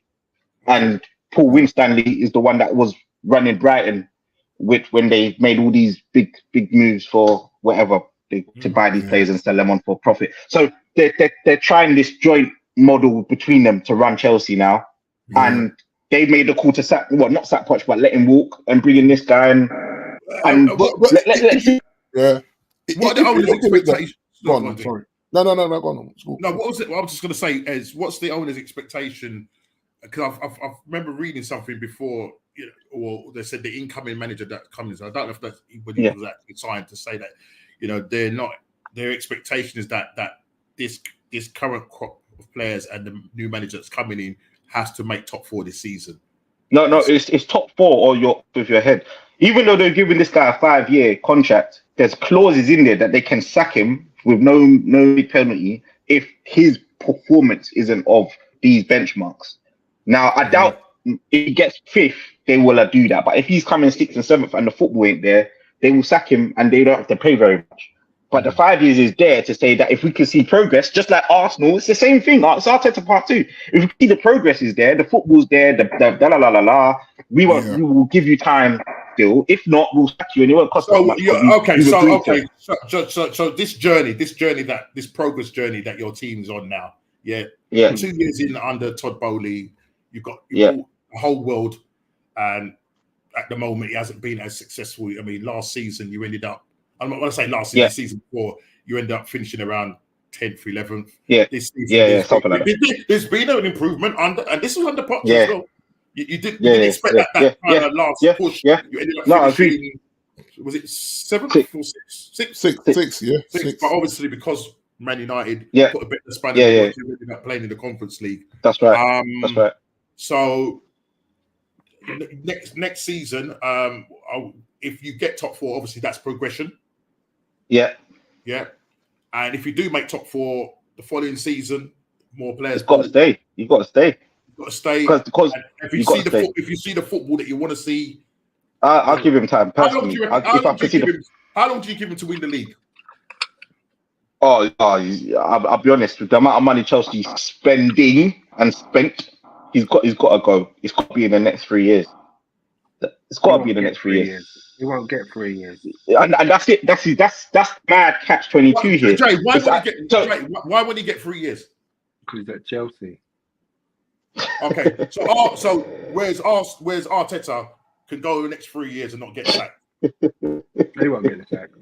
Why should Arteta get the sack? Because he won't get the sack. No, it's his team, Norm. It's his team now. If they sack him, it's too late. No, if they sack him, it's major surgery, Norm. I know it's his team. I know it's his team. How long did it take him to sack Wenger? About 6 years. Wenger was done about 6 years before he got rid of him. But if you look at it though, if you look at it, Norm, like the money they've allowed him to spend to put his stamp on the team, like someone comes in and says, "I don't fancy half of these guys." If you sack him now in the summer, whoever comes in, now what that does, Norm, that may not put you head and shoulders with City, as in pushing them to the end. It might be a new guy comes in and says, "Nah, I don't want to play like this." And then he might say to the owners, "I need to move on 5 or 6 players." You're right. And then Arsenal finished 4th or 5th. And everyone's saying, what is this? No. So that's exactly what happens, by the way. Yeah. If you sack Arteta, you go backwards. I am sure of it. Only because these are his players, as he said. Yeah, I'm with you. But who's just put? So I just saw someone just put on the chat. He should go, didn't he? Oh, there we go. Oh, that's tough. That's tough. Do you know why this is tough? If you don't mind, I've said this on the show before, but there might be different listeners. Arteta went toe to toe 2 years in a row with City. Yeah, toe to toe. This year, even closer to the last day of the season. Yeah, and they don't have one single world-class player. They might have one, which you can argue amongst yourself if that's Declan Rice or Saka, which I don't think any of them are. Because then if you look at City, they can reel off names at you. Foden, Haaland, Kevin De Bruyne, Bernardo Silva, Diaz, Stones. None of them in your team does Arteta has at his dispensary to go toe-to-toe with it. And he has. Right. Now, don't get me wrong. Arteta has made some strange choices, which has maybe led to you not winning the title this year. But nevertheless, he's done what our managers probably can't do, or hasn't proven at the moment, right? You drop Arteta two or three worldies, a striker, a clinical one at that, because at the moment I've had Havertz. Don't ever convince me that's a clinical striker. Nketiah and Jesus. Well, can I just come in there with the Havertz thing? So go for it. We've been linked with Sesko, and we've done our due diligence by checking him out, and we said, Ez is a fantastic player. Yeah. Right, so there's that. So we've done that, but Sesko, we've been linked with Sesko. He's a young player, 21, 14 goals in the Bundesliga, RB Leipzig, 6'5", similar attributes to Haaland. Even some people saying, that they remind him of Haaland, and I don't know, it might be the reason why Arteta's going through, because it seems like everything that Pep does, Arteta seems to copy. Inverted left back, that hasn't kind of worked out. Shevchenko, not a very good defender, probably better off playing in midfield, but hearing that he's linked with Bayern Munich. We're linked with Gyökeres from Sporting Lisbon. Now, the thing for me... proper striker. Proper striker. We need a proper 9. Havertz came out and basically said, look, he sees himself as a 9, but not a proper 9. He sees himself as a 9 for Germany, and he sees his 9. So for me, the frustrating thing for me is that Arsenal, Edu, Arteta, maybe down to Edu, about getting the right players, for the right positions. And you need, as you said, Ez, you need to drop in a world-class striker, Okay, we may have scored the most amount of goals, beating the Invincibles tally. Conceded the least amount of goals. But that wasn't your problem, though. Your problem wasn't scoring goals, was it?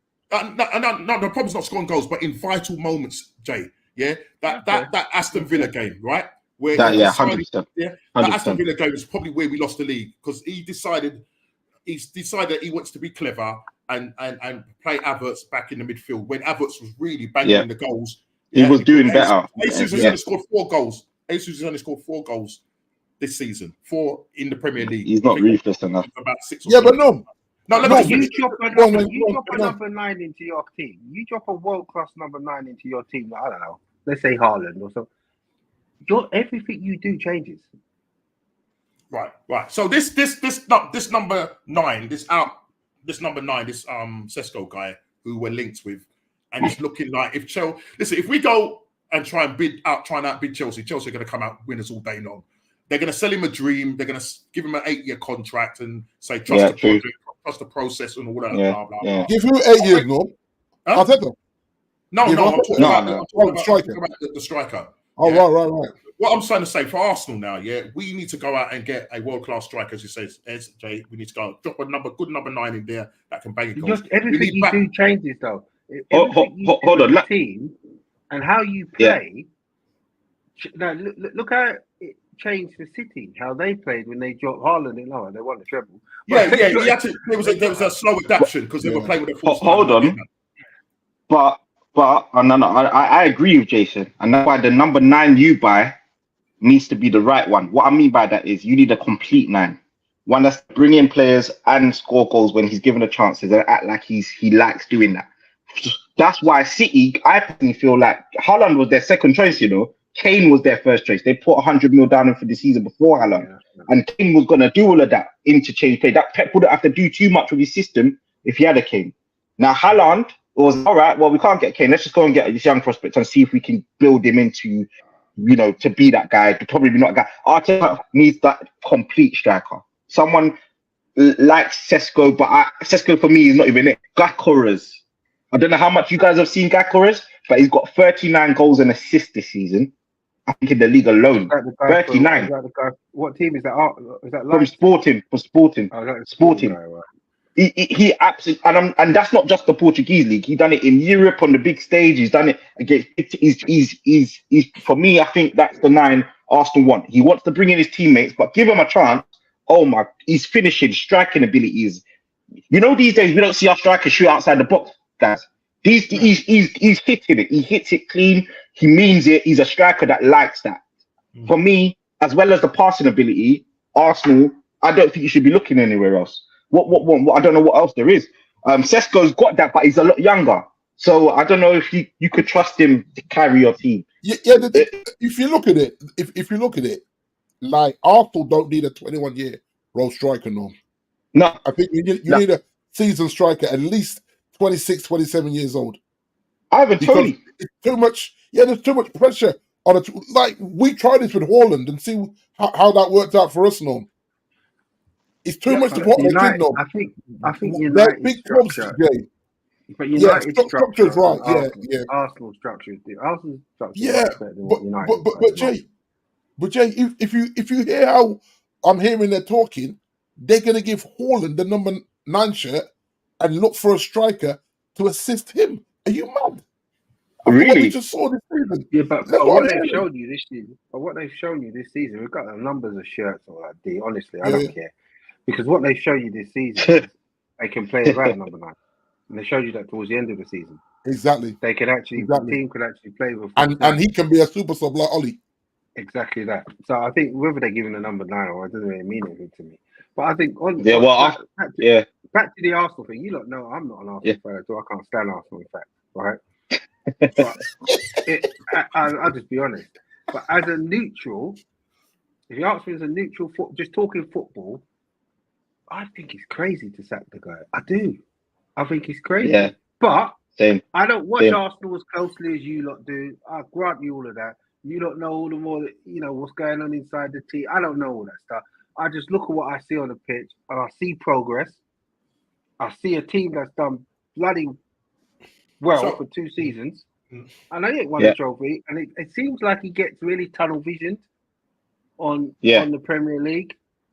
Okay, so my thing is this. Sorry, one second, Norm. I'd really be interested to see a poll from the Arsenal supporters about what they think of him in or out, and I would love to see.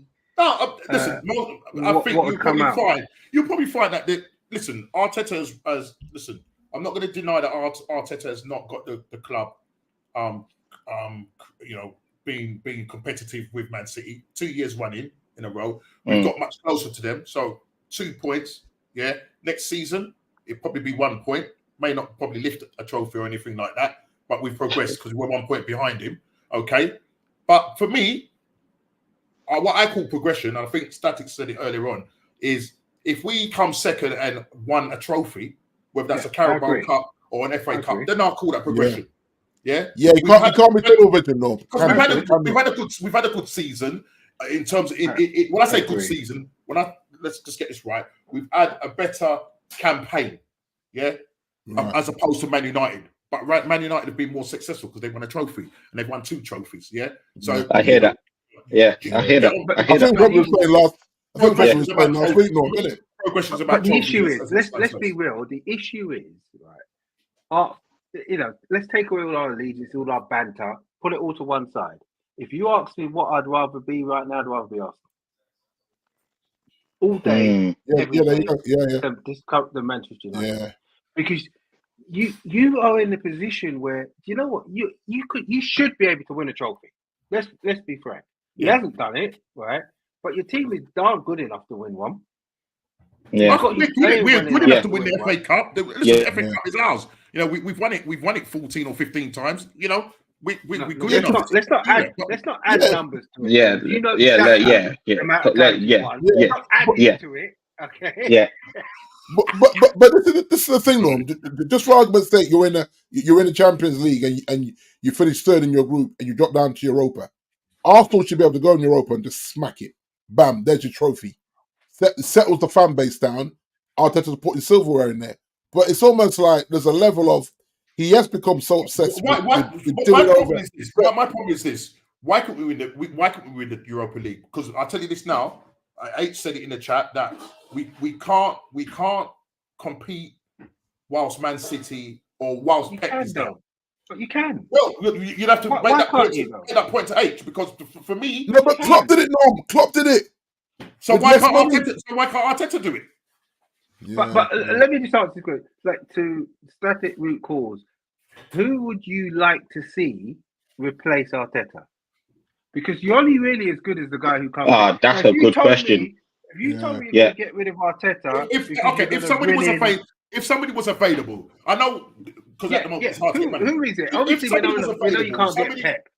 We know you can't get Pep, right? But who is it? Just say for argument's sake, Ancelotti became available. I'm just saying, Yeah.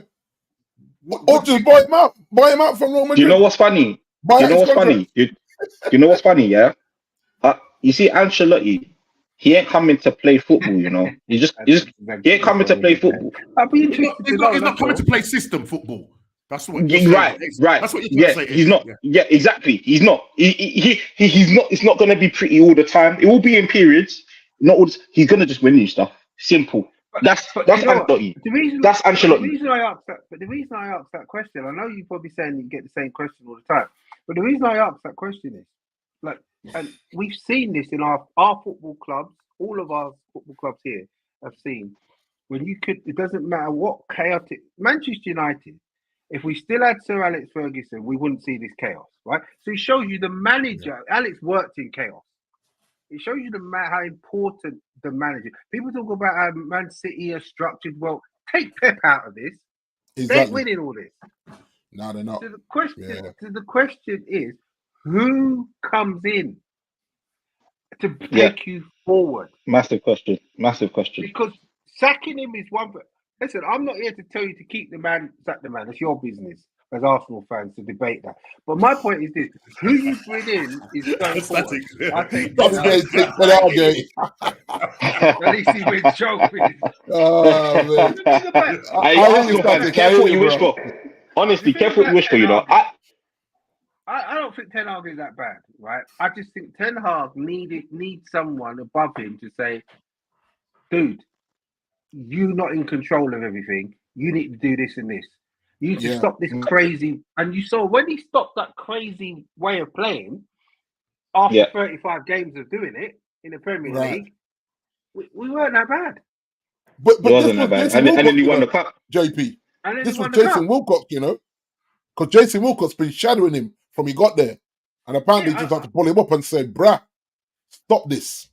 I'm not saying Amrabat as a six. I'm not saying he was tactically involved. I'm with you, D. I just think he said, listen, dude, you got to change this. Yeah, otherwise you're definitely because he went against everything he said to Gary Neville.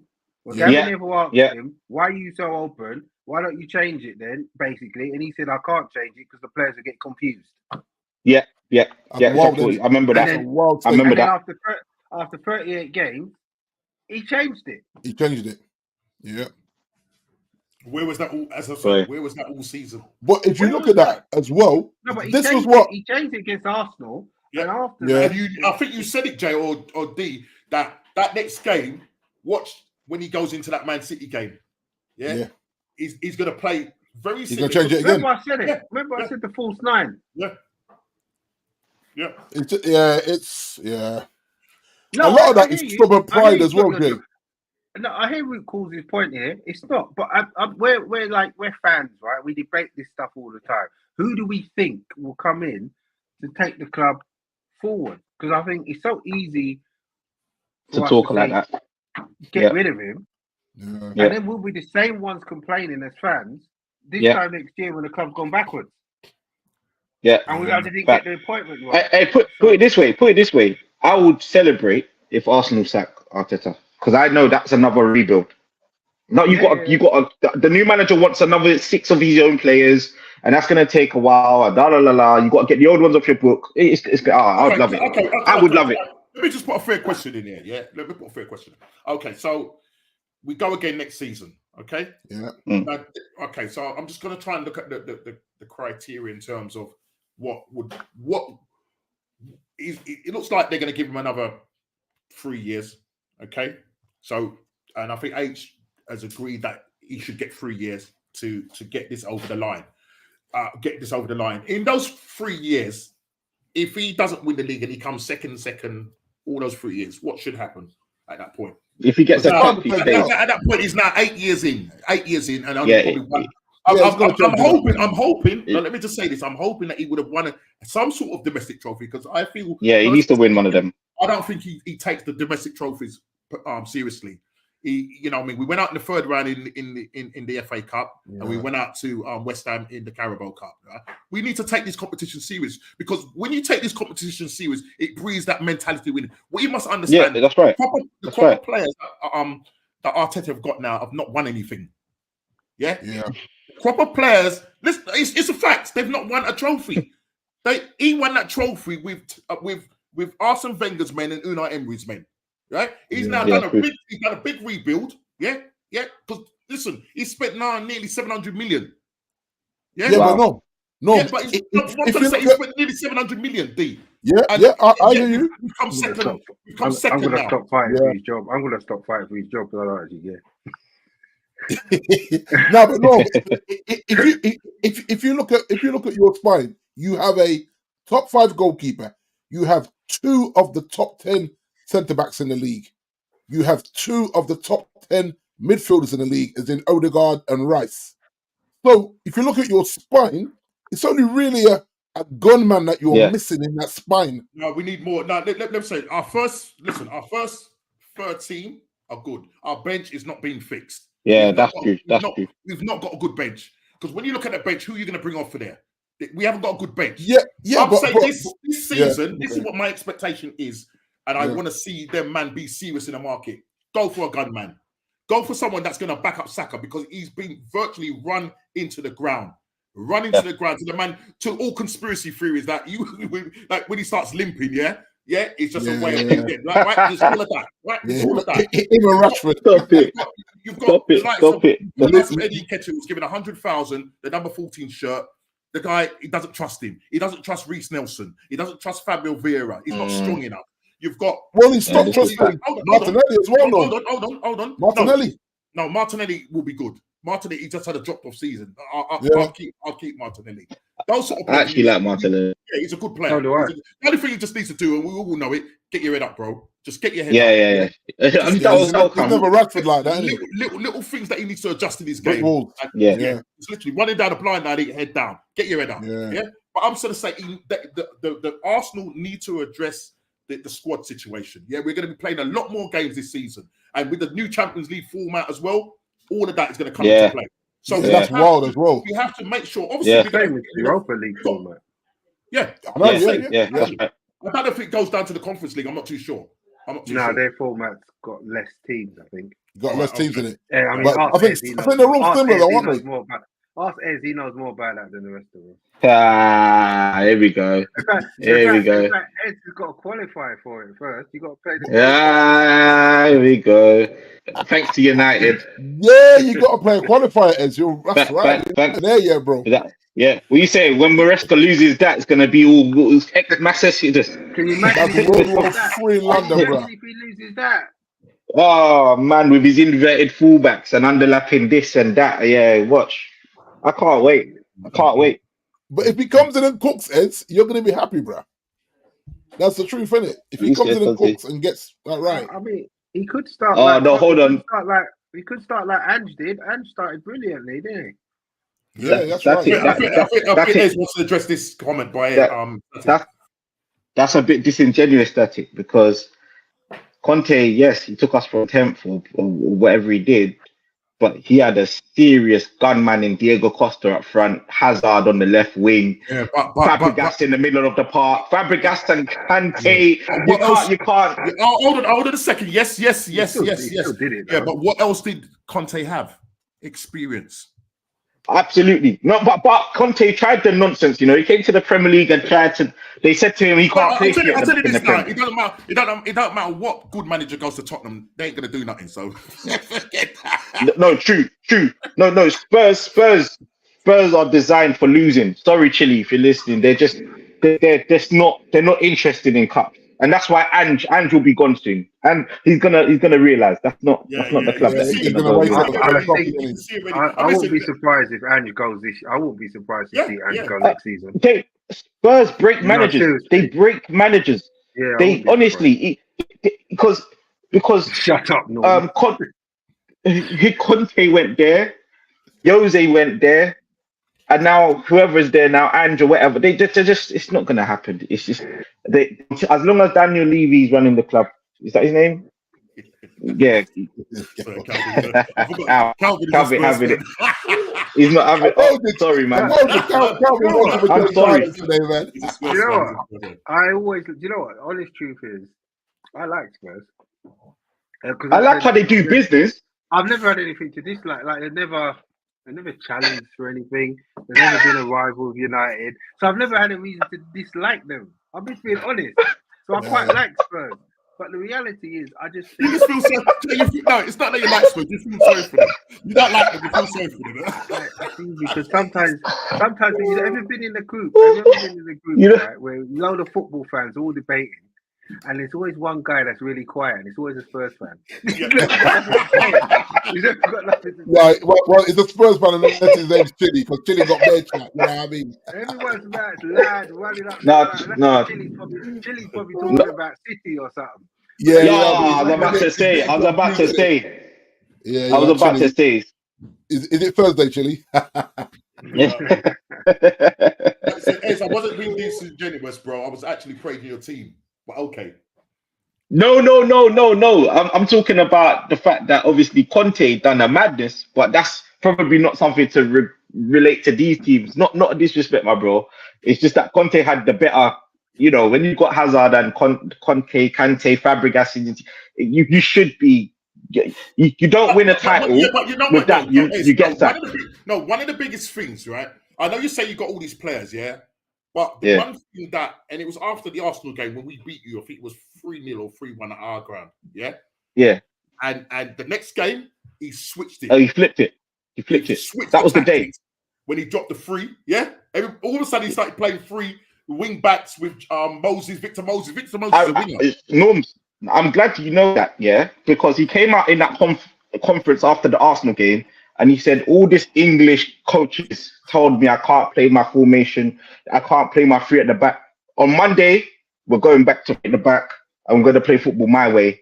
And he got Alonso left back, Moses right wing back, and he went back. And the other teams couldn't work it out. The other teams couldn't work it out. Yeah, David Luiz playing like he was a centre half quarterback. You know what I mean? He was, credit to Conte, man. And then he won the FA Cup the next season and he got sacked because he finished 5th. And I think that's when he started to work him out. But yeah, that credit to him back then. Look, the debate is going to go on. You know what I mean? As I said, you know, I'd say the majority of Arsenal fans, because of where Arteta has got Arsenal playing, you know, competing 2 years in a row for the league. Yeah, next season, if we finish second again and we ain't won anything, I would call for the same way. I don't care. I think you would. I think listen, the only time what I'm hearing now, and I'm hearing it a lot now, is that the only way we win this league is when Pep doesn't manage this team. That's wrong. That's wrong. That's wrong. No, that's wrong. No, we got. That's wrong. If you really want to show how good you are, you go up against go and beat him. Go and beat him. All right, hold on. Let me do something really interesting. Let's say this season, let's not even say next season or previous. This season just gone. If you put Arsenal and Arteta at City, does Pep win it with Arsenal? Yes. Yeah, I think he does. Yeah, I think he does. By that logic. Why? Why does he win it with Arsenal? Yeah, because he's the original manager. Everything, he's not 2.0. So everything he does is original. Original. He's not 2.0. He's not B-Tech, brother. He's the original. You understand? Yes. Wow.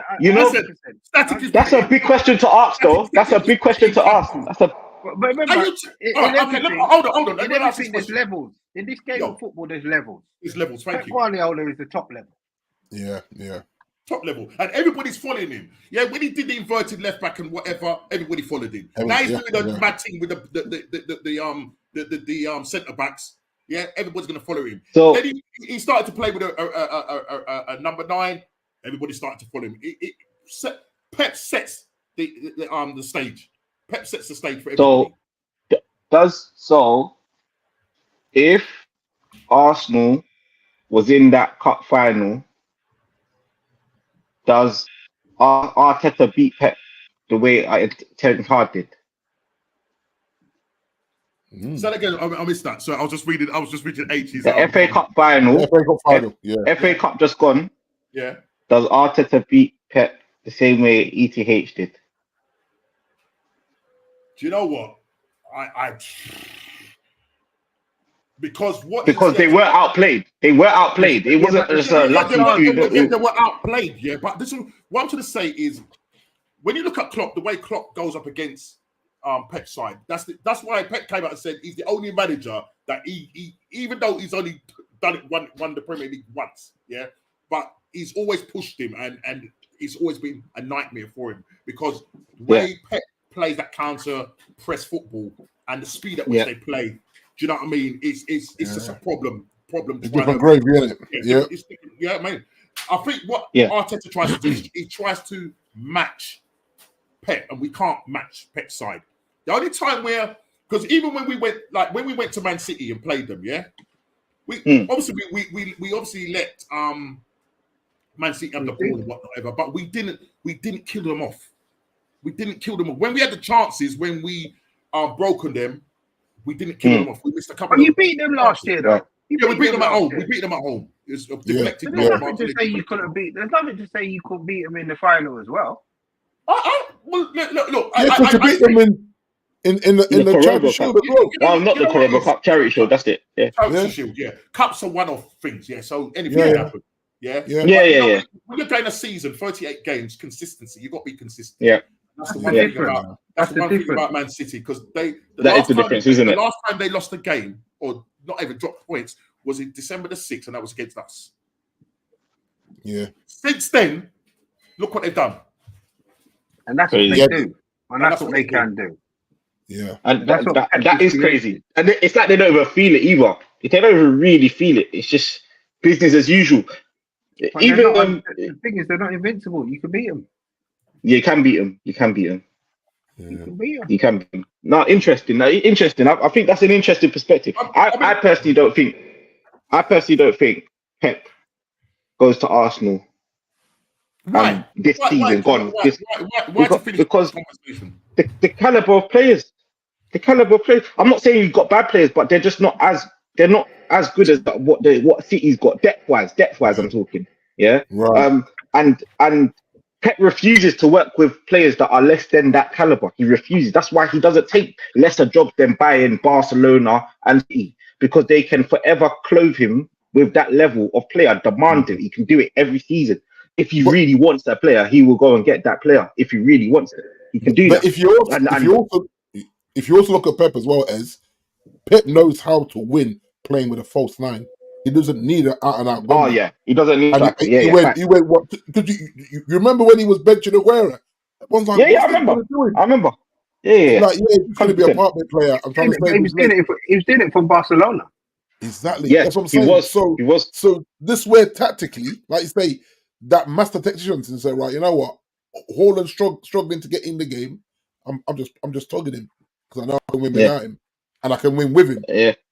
And you look at the Haaland stats, even if they're inflated against the weaker teams, which if you've seen him, he has struggled at times against the good defensive teams, as in early. Yeah. Now, if you pocket him and bully him as big as he is, but so Pep knows that. Yeah, you know what? He's just not. It's like 10 men out there. He tugs him, goes to this false nine and cooks, and you're like, yow, that's not fair. Because you just took the gun, man, and you're still not skipping a beat. So I think that is the difference. Plus, like you said, Norm, the squad depths is always going to be a thing where you look to the bench and say, you know what, I've got 5 subs here, I'm making 3 right now. And you make 3 and you think, nah, he's not bringing on these man. Straight away, easy. Forget the striker thing, because you're very right. But if Saka gets seriously injured, who are you bringing in? Yeah. If Saliba gets injured, who are you bringing in? Yeah. And that's precisely my point. That's what I'm saying is we this summer we've got to fix our bench. But has he spent wrong then, Norm? Has he spent wrongly then at times? No, it's not about him spending wrong. Look, we could say the Havertz when that first happened. We was like, what's going on? Yeah, it's probably justified now. It's justified now. It's come. Right? Yeah. So I'm going to say, well done, Havertz. You know, in all competitions, I don't know what his GA is. I think something like 18. No, it's decent. Double figures. Yeah, it's definitely double figures. Yeah, I think he's got 14 goals in the Premier League. I might be wrong. Yeah. I think he's got 14 goals. Something in the like Premier that. League, so it's I'm good. But this talk of him saying, "Oh, you know, I could probably play the false number 9 for him," and even like somebody was saying that, you know, if we brought in the Sesko guy, Sesko would be a backup striker to who? Well, the only person I can think would be Havertz.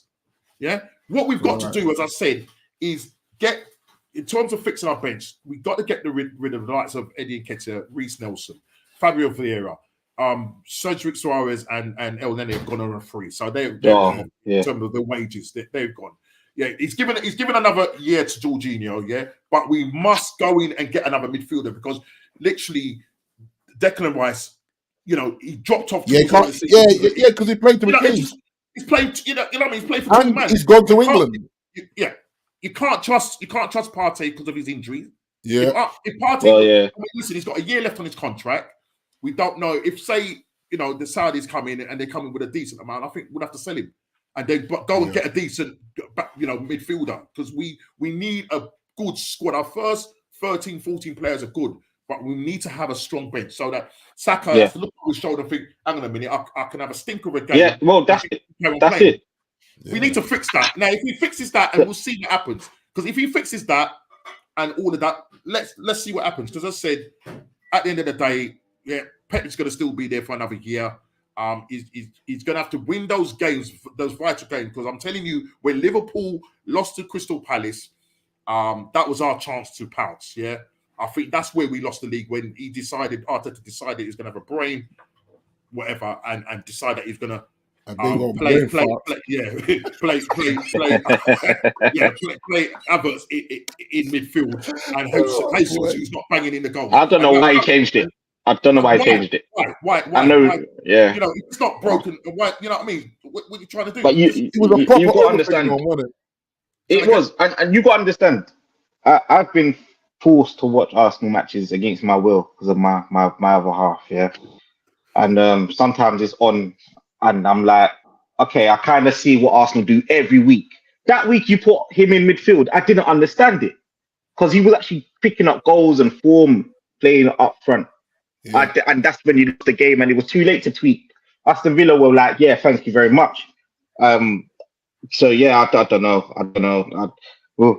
You have to fix the squad depth norms, and that's my only argument about Pep being at Arsenal. Nothing to do with his tactics; they're sound, but that squad depth isn't something Pep will work with. I don't think he's got 2 players for every position.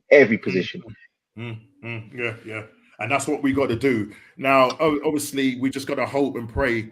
As I say, the players that we've got on the bench, those excess players that we need to get off our books, we get decent money for them. We're hearing that, you know, Fulham are interested in Smith Rowe.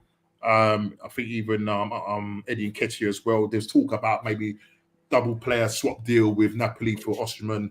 But the thing about Osterman, for me, I've watched him in the African Cup of Nations, and yes, he might have had a good season 2 seasons ago when Napoli won it, but I don't know whether he could come in and hit the ground running. We was all gunning for Ivan Toney. As well, no. Everybody wanted Ivan Toney, and all of a sudden he's not the popular one no more. Yeah, I don't. Let's stop going for. Listen, we got a good mix in terms of average. I think the average age 25.6, average age of Arsenal players. Yeah, was a squad. But you need to go as I think everybody. How old's Osterman? Osterman is 25. Yeah. Let me tell you something. If you sign Osterman, the only advice I'd give you, go and buy him a tub of Vaseline because that man's lips is dry, man. Rush his grey. Yeah, out here looking like Krusty the Clown, innit? You know what I mean? Yeah, brother. It gets on my nerves, you know. It's like, brother, lick your lips, man. Yeah, man.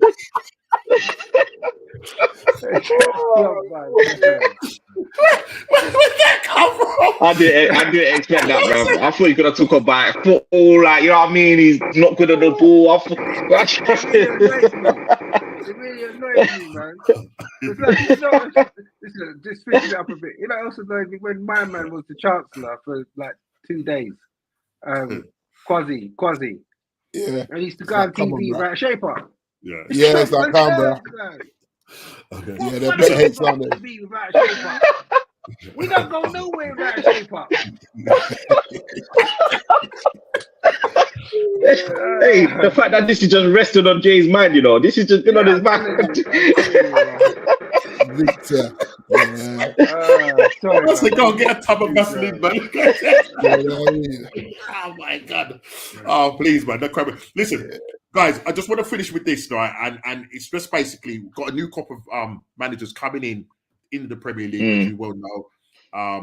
McKenna, Slot, your man, Enzo, the other guy from Southampton.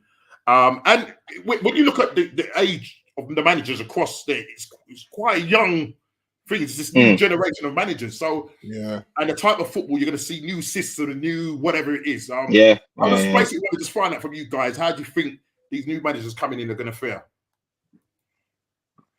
No, it's interesting. Everybody's looking for the next Alonso, aren't they? Now Alonso, they are. Germany. Set the bar in.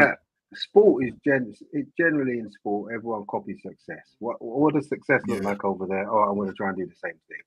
And everyone is now looking for the next. Sorry.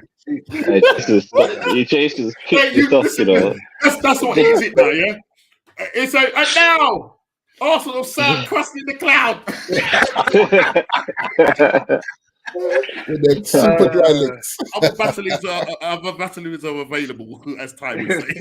Listen, man, Vaseline need to give him a sponsorship deal, mate. I'm telling you. That's it, man. Endorsement. Yes, I just want to just quickly get your thoughts on it before we just end the show. Yeah. How do you think these young managers coming in are going to fare? Interesting. It will be. It's a wait and see. It's a wait and see. For me, I personally like football. I love to see football. That's when, especially as a neutral. If I'm not watching a game that's got anything to do with Chelsea, I want to see a good game. None of this like both teams neutralizing each other. But I just want to see football be played. So, but I one thing that does my head in, if I'm allowed to say that, is when people overdo it and it's almost too gimmicky. It's like they're trying to make defenders center attacking mids and this and that. Like just allow me. Just leave that to Pep, innit? Leave that to Pep. I mean, if you look at the teams coming up as well, you're hoping that the teams come up don't do what Burnley did to Vincent. Yeah, and he gets the back. I think give them a little money to have a fighting chance. Because you see Vincent credit to Vinny, by the way. I don't blame him. I don't blame him walking. Yeah, man, because I think you gave him no money. It's mad how the narrative is, because the brothers haven't really been in the jobs, have they? And then he's ended up at one of the biggest seats in the house. It's like, all right, especially after getting relegated. Whoever put money on that, it's gone home. I hope he does well. To Mexico on holiday. Yeah. A bit like Static. I really hope McKenna does well. Yeah. The next United guy. Yeah. So I hope he does well as well. I'll be looking out for him. I used to follow them in the championship because he was there. And same with Carrick. So I hope he does done well, didn't he? The rest of them I don't really care about, to be honest. So I'll be honest. And least of all, before we end the show, is we still have got no news on Eric Ten Hag. No. Yeah, for real. 11 days after the FA Cup, and still they're debating whether this guy is going to be in a job or not. But why don't they come out and defend him if they're keeping him? If they're keeping him, just come out and be like, this is our guy. This is the plan for next season. Do it subtly like that. This is the plan for next season. Here's some words from the manager. Something like that. But you have to remember that if they do that statement has to come with a new contract. You got 1 year left. I think it will. Yeah, it has to, because otherwise the players won't respect him. If they know he's gone next summer, he's only got a year left. And so I think that's the debate. Doesn't this affect how you do your business? Because if you wanted, even if say you went for tossing, on a free, he surely wants to know who he's playing under. I'm not saying tossing is the best thing. Whoever coming in, But to be fair, like United have made all these changes in the back room, right? All these people that they've appointed, none of them are here apart from Jason Wilcox. And the physio guy coming now from the medical staff are here. Medical, We've got the physio guy coming from Arsenal now as well. Chile, you soft lad. What's going on with Ed? Yeah, Chile, don't worry, man. Chile, no way you've come on for that. No way. There's no way. By virtue of your name, Chile. No comment at all. Ez is in a certain place where you can get some real good hot chilies.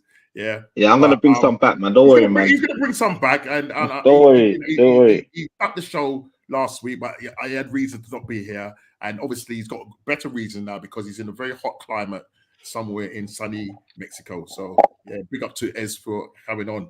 It's crazy. It is absolutely crazy what's going on there, because it's holding up the run-ins in terms of because players that are kind of coming, they want to know who's going to be the manager. Plus the fan base is split, Jay. I've been talking to my cousins and all that, and everyone's just like, boy, do you know what, is it backwards to sack him, or does the 8th? I think that the finishing 8th with the -1 is what's stuck in people's head. Forget about the FA Cup, because I think he got it right for that. He got it very right. But the 8th finish with the -1 goal difference, it's like, yes, bro, you had injuries like a lot of teams, but come on, man, 8th.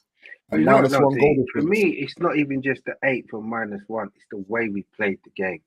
And the way we got dumped out of the Champions League as well, Jay. That was a disgrace. I can't get that out of my head. This is what I've been saying for ages. Like, I know we won that game. I can't get how we've been playing for 35 games or more this season. It's embarrassing. We were so open. Sheffield United, Crystal Palace. It don't matter who we're playing. They're battering us. Even Burnley was bossing us in the middle of the park. I think Brentford was one of the worst. Brentford was bad. Crystal Palace was bad too. Crystal Palace was bad. But I can't get that out of my head. And that's what I'm struggling with. Because if they sack him, I don't care. If he stays, all right, fine. If they get rid of him, I don't need business. Just like Ollie, this is what I said about Ollie at the time. Just Ollie's not listening to his coaches. And I think Ten Hag is a very similar thing where, bro, listen to them, because you saw what Kieran did. And you think, well, that means Kieran had no influence over Ollie, because we just watched what he did with Ipswich. That means true. There's a different thing. He's thinking, he's totally different to Ollie's thinking in the football we were playing under Ollie. And so you look at that and you go, come on, man. Listen, that's why they're there. Ferguson listened to his coaches, Jay. He did.